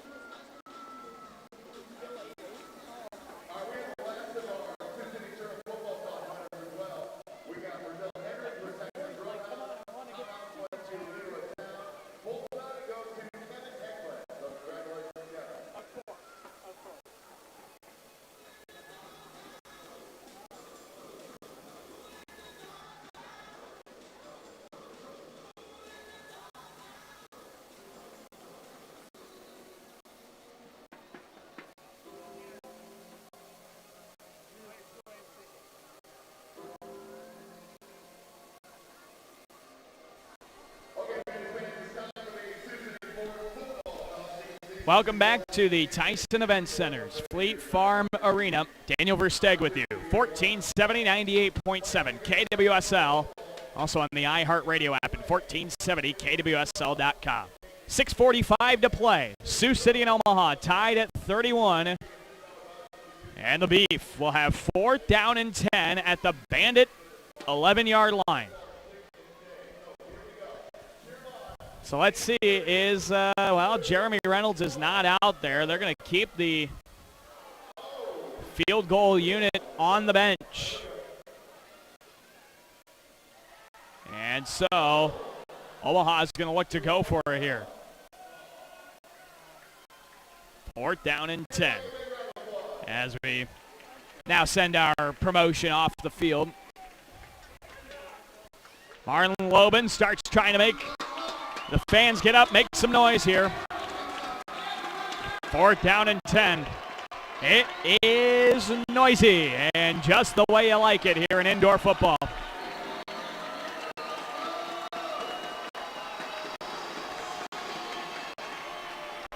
Fourth down and 10 for the Beef at the Bandit 11-yard line. Coming out of Omaha's second time out of the half. Jackson in the gun by himself. The Beef have converted all of their 4th down tries tonight. Trips receivers right. Oh, the movement at the line of scrimmage will blow this play dead. And this will be offsides on Ben Peaster. It's a 5-yard penalty, and now it's 4th and 5 at the 6. That makes things a lot more manageable here for Omaha. Again, Omaha has converted every single 4th down try. They're 4 for 4 on 4th down conversions. And this one maybe just got a little more manageable. 4th down and 5 at the Sioux City 6-yard line. Beef have to hustle to the line of scrimmage. And Marvin Jones Jr. wants a timeout. Oh, his team ran down the play clock. And the Beef are out of timeouts. With 6:45 to play, the Beef have used their 3rd and final timeout. Oh, that is crucial. We're going to keep it here, though. The 4th down and 5 here. That is a crucial timeout called by Omaha. They did not get out of their huddle in time. Well, they've had a number of minutes here to think about what they're going to do on 4th down. Excuse me. And we'll see if they what they've come up with here. In about 3 or 4 minutes, they've been able to draw up something here on 4th down. Again, the Beef are 4 for 4 on 4th down conversions here today.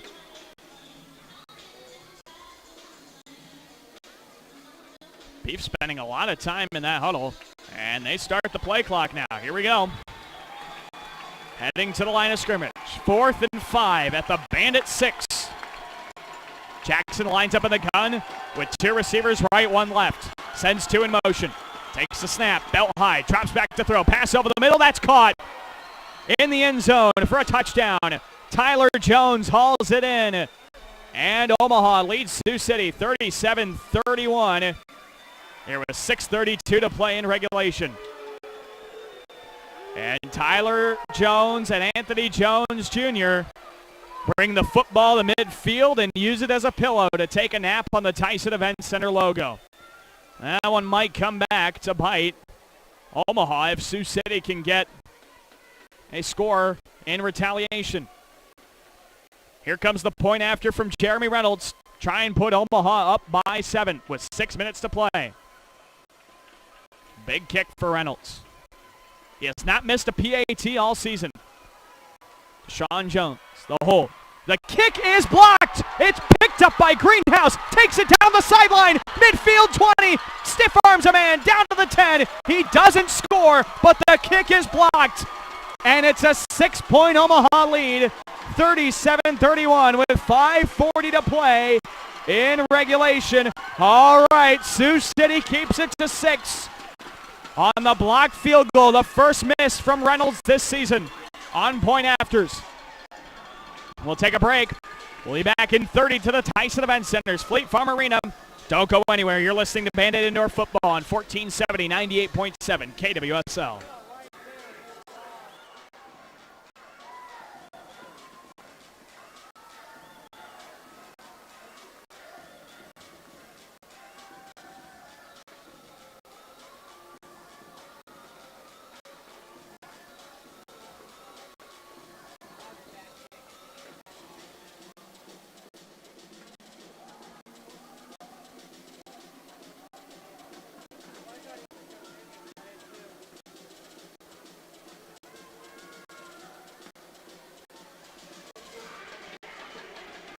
Welcome back to the Tyson Event Center's Fleet Farm Arena. Daniel Versteg with you on 1470, 98.7 KWSL on the iHeartRadio app and 1470KWSL.com. 5:40 to play, 37-31. Omaha leads Sioux City after the touchdown pass to Tyler Jones and the block point after from Jeremy Reynolds. There's a squibber right up the middle. It goes off of Prohaska, picked up at the 4 by Xavier Span. Takes it 10, 15, right sideline 20. He drags a defender to the 21 where he is brought down. Xavier Span has had some great kick returns for Sioux City to the 21 there. And it's first down and 10 for the Bandits. Bandit offense heads back onto the field, and they've got a lot of room to work with here. And the Bandits need a touchdown to tie. Touchdown plus any conversion to take the lead. 5:25 to play. Bandits with 2 timeouts left. Omaha with none. Here we go. Much quieter when Sioux City has the football, isn't it? Here's Smith in the gun. 2 receivers right. Motion to the left side to make trips. Smith takes a snap. Drops back, steps up, fires over the middle. It's caught. Prohaska in beef territory, the 20. Breaks a tackle. Right sideline, knocked into the boards at the 15-yard line. Roll him down to the 14. Drew Prohaska on the completed ball for 14 yards and a Bandit first down to the beef 15-yard line. Big plays by the Sioux City offense. Down 6, 4:40 to play. Here is first and 10 at the beef 15. 2 receivers left, 1 right of Daniel Smith. Under center, single back. Receiver motions left side, make trips. Screen pass left side, Eli dances around the block, up the numbers, left side, and is brought down for not much at the 12. Gain of 3 on the screen to Eli. And it's second down and 7 for Sioux City. 4:10 to play. That clock will keep running down to the 1-minute warning. 37-31 Omaha. Sioux City did take their first lead of the ball game here in the third quarter. Now in the fourth, trying to tie the game up with a touchdown. Single back under center. Daniel Smith motions to receiver right side. Gives it to Prohaska on an end around. Turns up the middle into the 10 and brought down to the 9-yard line. Gain of 3 for Prohaska. And it's third down and 4 for Sioux City. 3:38 to play. This is going to be a good one here. No matter how this one ends, this is going to be a really fun finish. 3:25 left in regulation. Third down and 4 for the Bandits at the beef 9-yard line. 2 receivers left, 1 right. Daniel Smith under center. Oh, and the beef jump. Free play. Smith passes over the middle. Mines makes the catch. Breaks the tackle. And he runs into the end zone for a Bandit touchdown. Braden Mines into the end zone. And Sioux City's tied it at 37 with 3:09 to play. Braden Mines' second receiving touchdown of the season. Sioux City's tied it.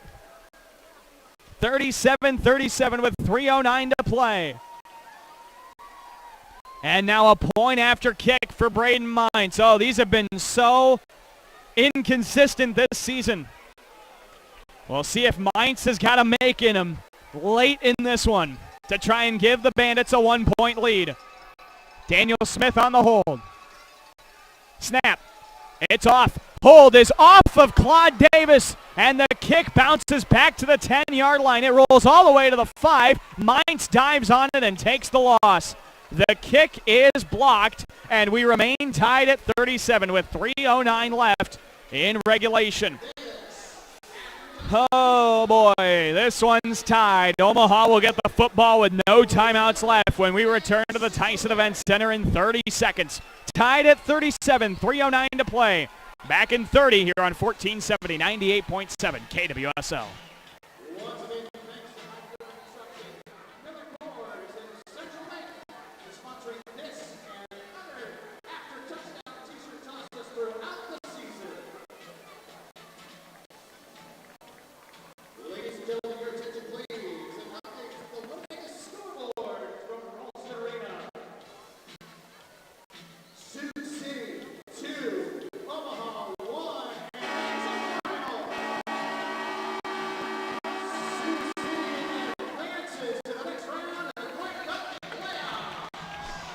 Well, we got some even better news. Even though our score is tied at 37, 3:09 to play. Daniel Versteeg with you here on KWSL. Great news from our PA announcer, Sioux City. The Musketeers have swept the Omaha Lancers 2-0, and the Muskies are on to the Western Conference Finals.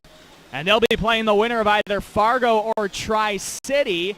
That game is not final yet.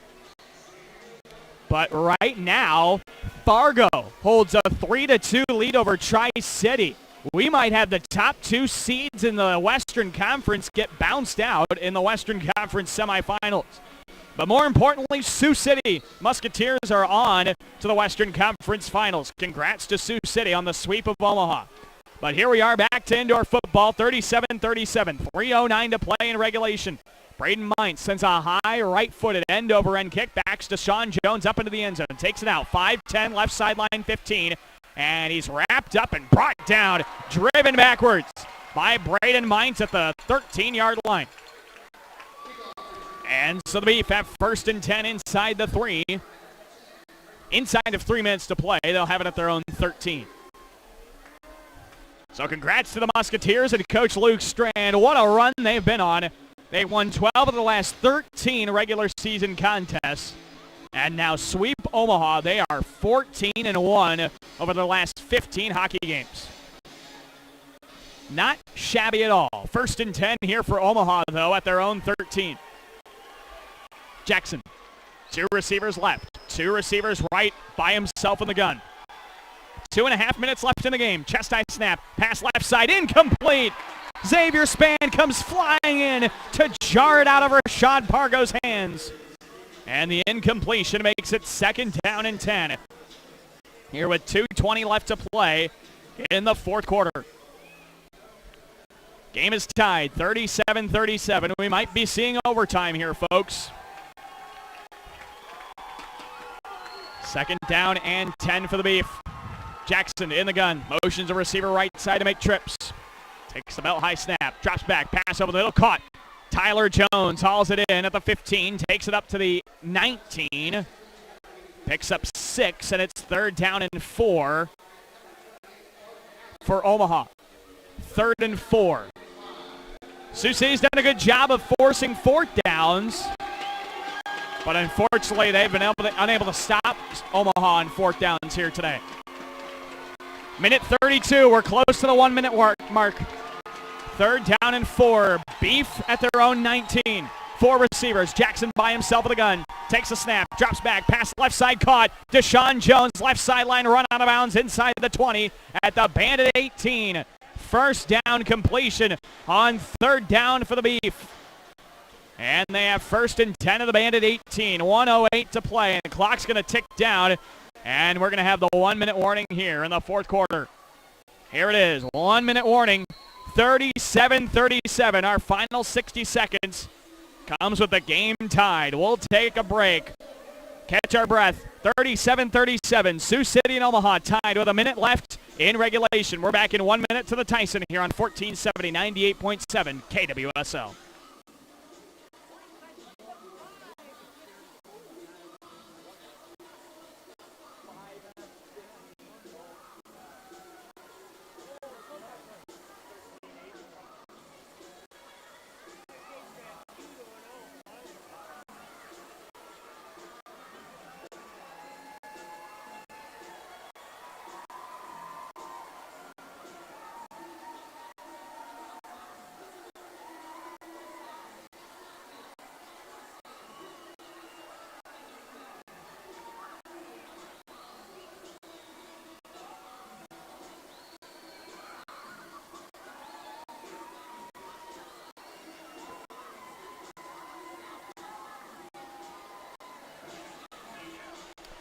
Welcome back to the Tyson Event Center's Fleet Farm Arena.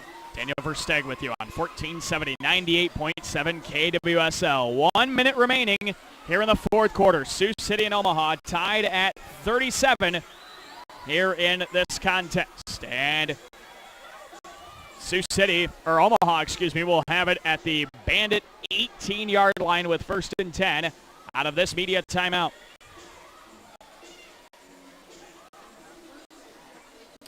So we'll see what Omaha draws up. They are out of timeouts, though, so they've got to keep moving the chains or getting out of bounds, throwing incompletions, things like that, because they do not have any time remaining.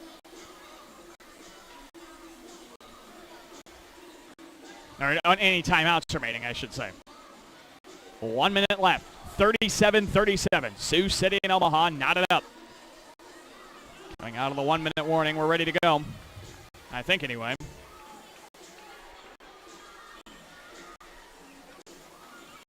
I would think anyway.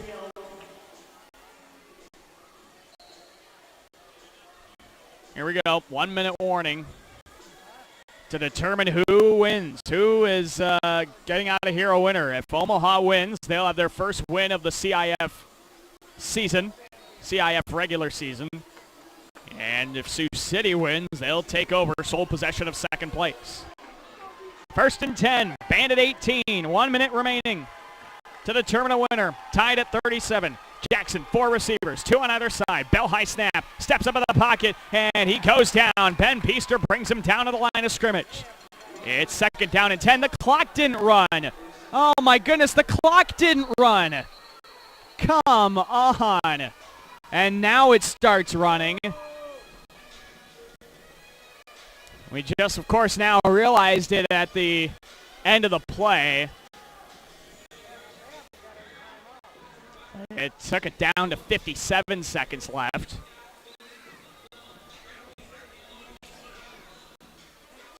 I mean, the clock technically should be running still, but of course our official called a timeout to adjust the clock. See what they put on it.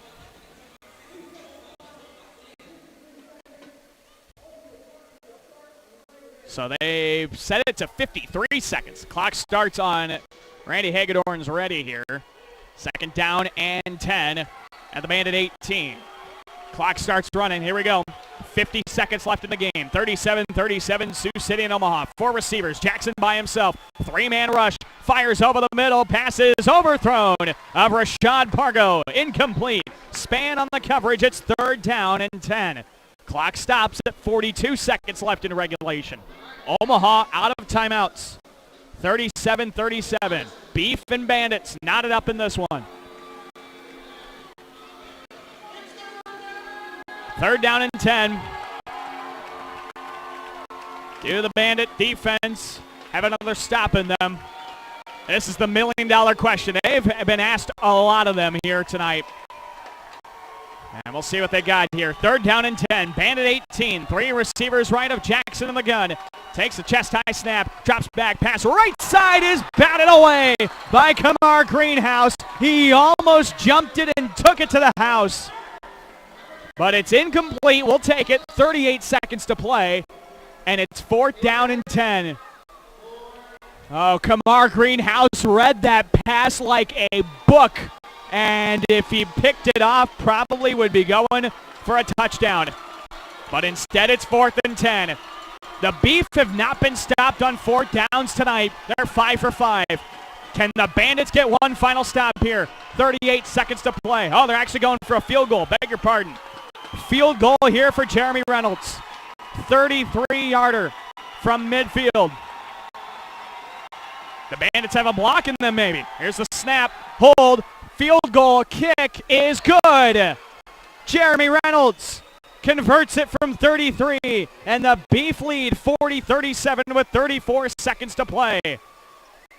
Jeremy Reynolds has come up clutch in the kicking game, and Omaha's lead is 3. We'll be back in 30 seconds. 34 seconds left to play in this game. Beef by 3. We're back in 30 to the Tyson Event Center's Fleet Farm Arena. You're listening to Bandit Football on 1470, 98.7 KWSL.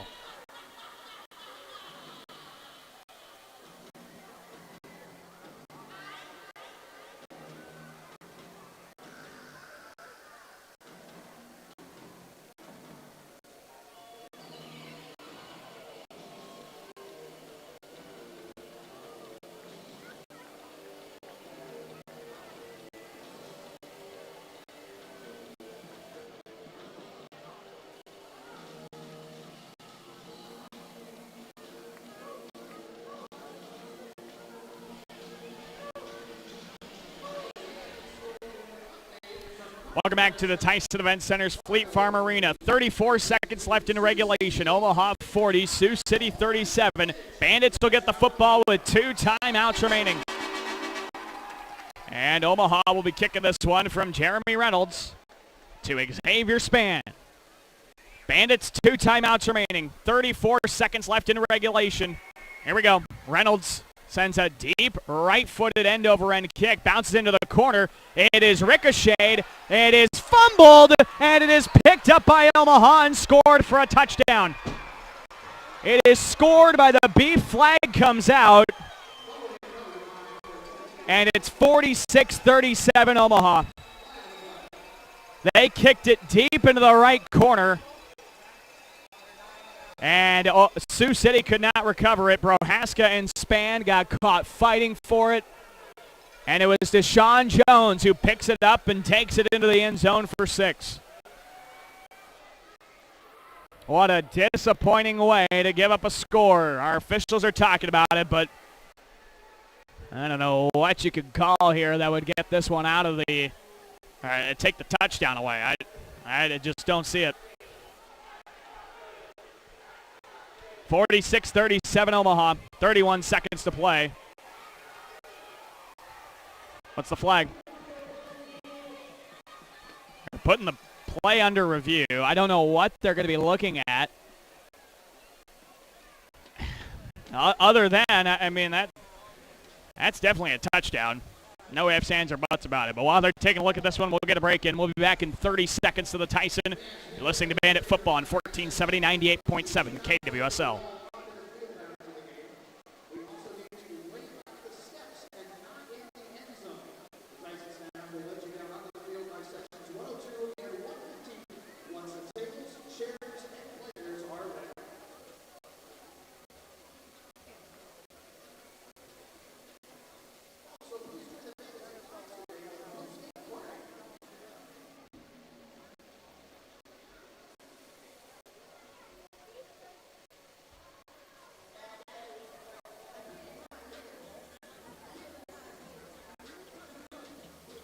Welcome back to the Tyson Event Center Fleet Farm Arena.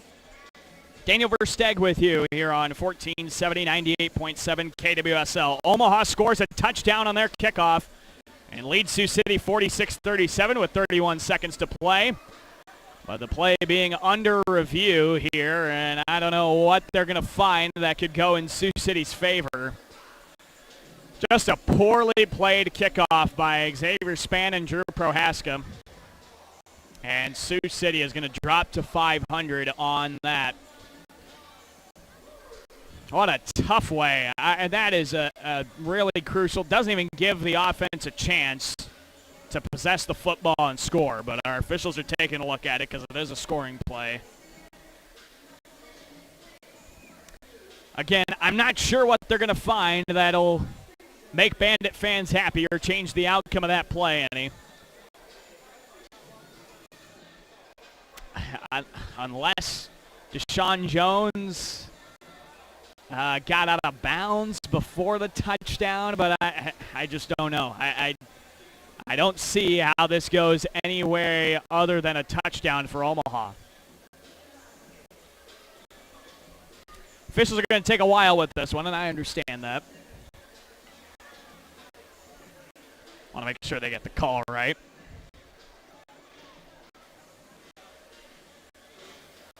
They're going to take their sweet time, though.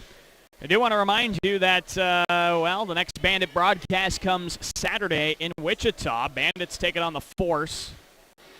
It'll be a 7:05 kickoff from Wichita. We'll have coverage starting at 6:45. Next Bandit home game the following Saturday, May 15th. Bandits will host the undefeated Salina Liberty. Get your tickets or listen on KMNS. The 7:05 kickoff.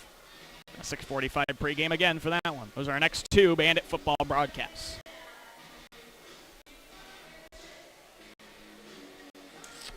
So let's see if, they still have not come. The 3-minute timer went out on the video board. So again, to recap, kickoff was misplayed by Sioux City and picked up by the Beef and take it into the end zone for 6. And I just don't know what you can call that would overturn this one. Bandit fans have already filed to the exit, so they're up and out of here.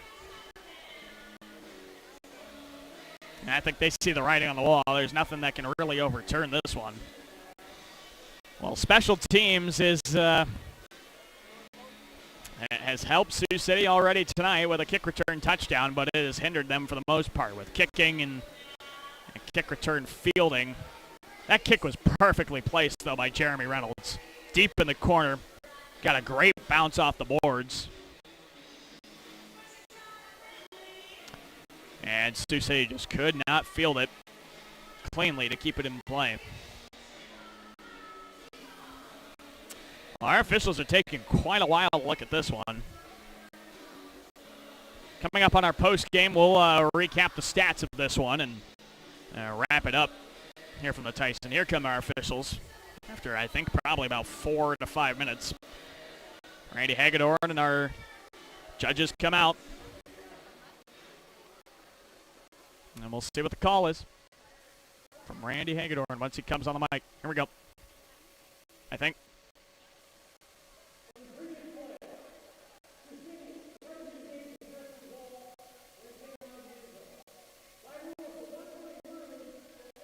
Oh.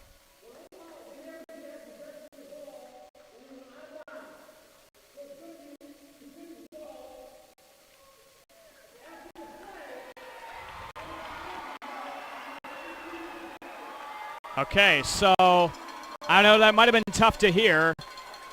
They called a rouge instead of a touchdown. And I actually don't understand how that's a rouge there, because Sioux City, okay, Randy's explanation, Sioux City never possessed the football. He's right about that. But I guess if that's his argument, then it's technical.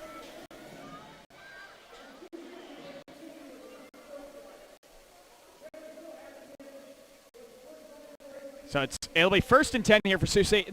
I guess the question becomes,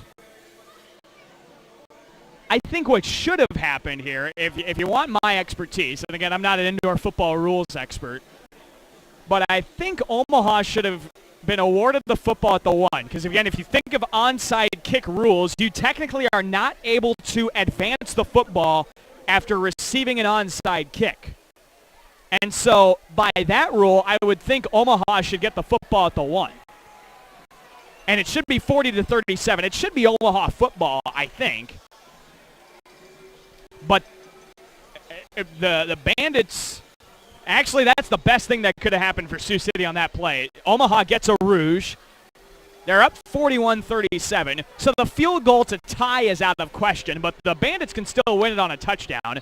2 timeouts left, 34 seconds left on the clock, and the Bandits are going to get another try. All right, here we go. Daniel Smith.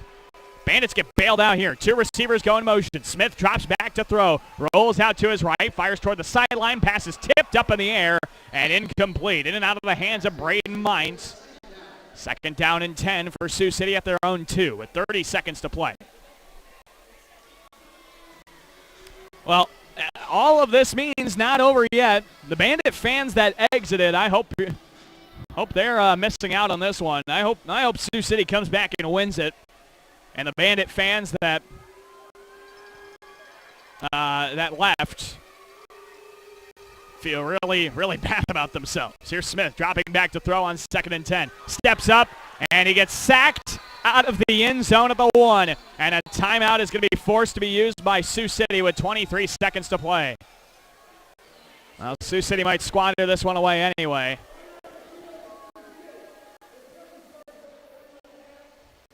So a timeout is called. It'll be 3rd down and about 12 at the 1-yard line. 23 seconds to play. So Omaha, I think, is probably going to get the outcome that they wanted anyway. Ricky Burtz, one of the managing partners for Omaha, is over there on the bench, and he's been giving it to the officiating crew this entire time. And I don't totally blame them. I mean, honestly, I would be a little upset if I was an Omaha fan of that call. I think that should have been, honestly, what I think should have been the right call was that Omaha gets the football at the 1. They can kneel it out then. Not have to worry about Sioux City, but if you're a Bandit fan, again, you'll take it. It's 3rd down and 11, though. Bandits staring a 49-yard field up ahead of them with 23 seconds to play, down 4. 3 receivers left. Smith in the gun, drops back into the back of the end zone. He steps up to throw. He rolls left, fires down the sideline. Jump ball falls incomplete. 14 seconds left. And it is 4th down and 11. For Sioux City, last chance. Bandits have to pick up a first. I think they got to have a goal of picking up a first down before they try doing any Hail Mary and winning. Try and go for the win. Got to pick up a first and then call a quick timeout, I think. From the 1, 4th down and about 12. 41-37 Omaha with 14 seconds to play. Here's Smith in the gun. 2 receivers left, 1 right. Motions a receiver left side to make trips. Smith, high snap, flag on the play. Free play. Smith fires and the pass is picked off by Malcolm McCoy with 8 seconds to play. But this one might be on the defense. I don't know. There was some flinching from Omaha.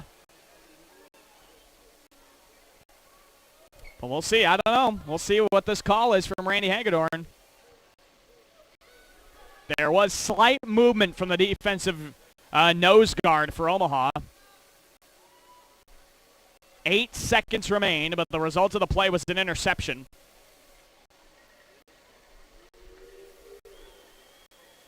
And we'll see. Legal defense is called.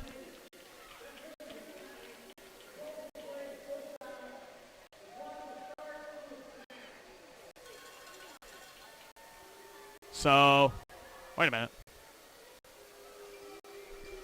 The penalty was declined on a legal defense. Penalty should have been accepted. So what do you mean? Wait, they said it was declined.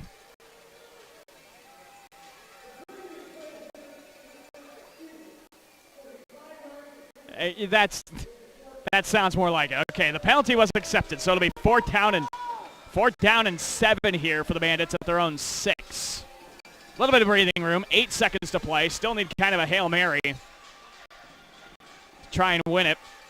B41, Bandits 37. Send 2 in motion. Smith, high snap, drops back, pass right side. Braden Mines makes the catch and leaps out of bounds to the 16. 5 seconds to play. Clock stops, but the chains move as well, and it gives Sioux City more of a chance for a Hail Mary. 35 yards from the end zone. Sioux City will maybe have one play. They can maybe get it closer on a quick little play, but that's too much of a risk, I would think. Sioux City has 1st and 10 of their own 15. Here we go. Game might end on this play. 41-37 Beef with 5 seconds remaining in regulation. Smith in the gun. 2 receivers right. Go in motion to the left side to make trips. Smith takes a snap. 3-step drop. Looks to throw down the left sideline. It's picked off. And with 1 second left, Omaha will come out on offense and have to run this one down. And that will be your ball game. Omaha defeats Sioux City 41-37. And the Beef have their first win in CIF League play. They're 2-2 overall, 1-2 in CIF play. Sioux City falls to 3-2 overall, 2-2 in Champions Indoor Football. So the Beef have to snap it one time here. That pass was picked off by Taylor Hawkins. Just got to get one little kneel down here, and that will be all she wrote from the Tyson Event Center. What a tough way to lose here for Sioux City. Didn't get a kick return, didn't get the opportunity that they needed to secure a solid offensive drive. And there's your final. 41-37. Omaha takes down Sioux City. The all-time series gets back to even 22 wins apiece. We'll get a break in. We'll come back in 3 minutes with our post-game coverage from the Tyson Event Centers. Fleet Farm Arena beat fall to 1-2 win and improved to 1-2 in CIF play. Bandits fall to 2-2 in Champions Indoor Football. We're back in 3 minutes to the Tyson Event Centers Fleet Farm Arena. You are listening to Bandit Indoor Football on 1470 98.7 KWSL.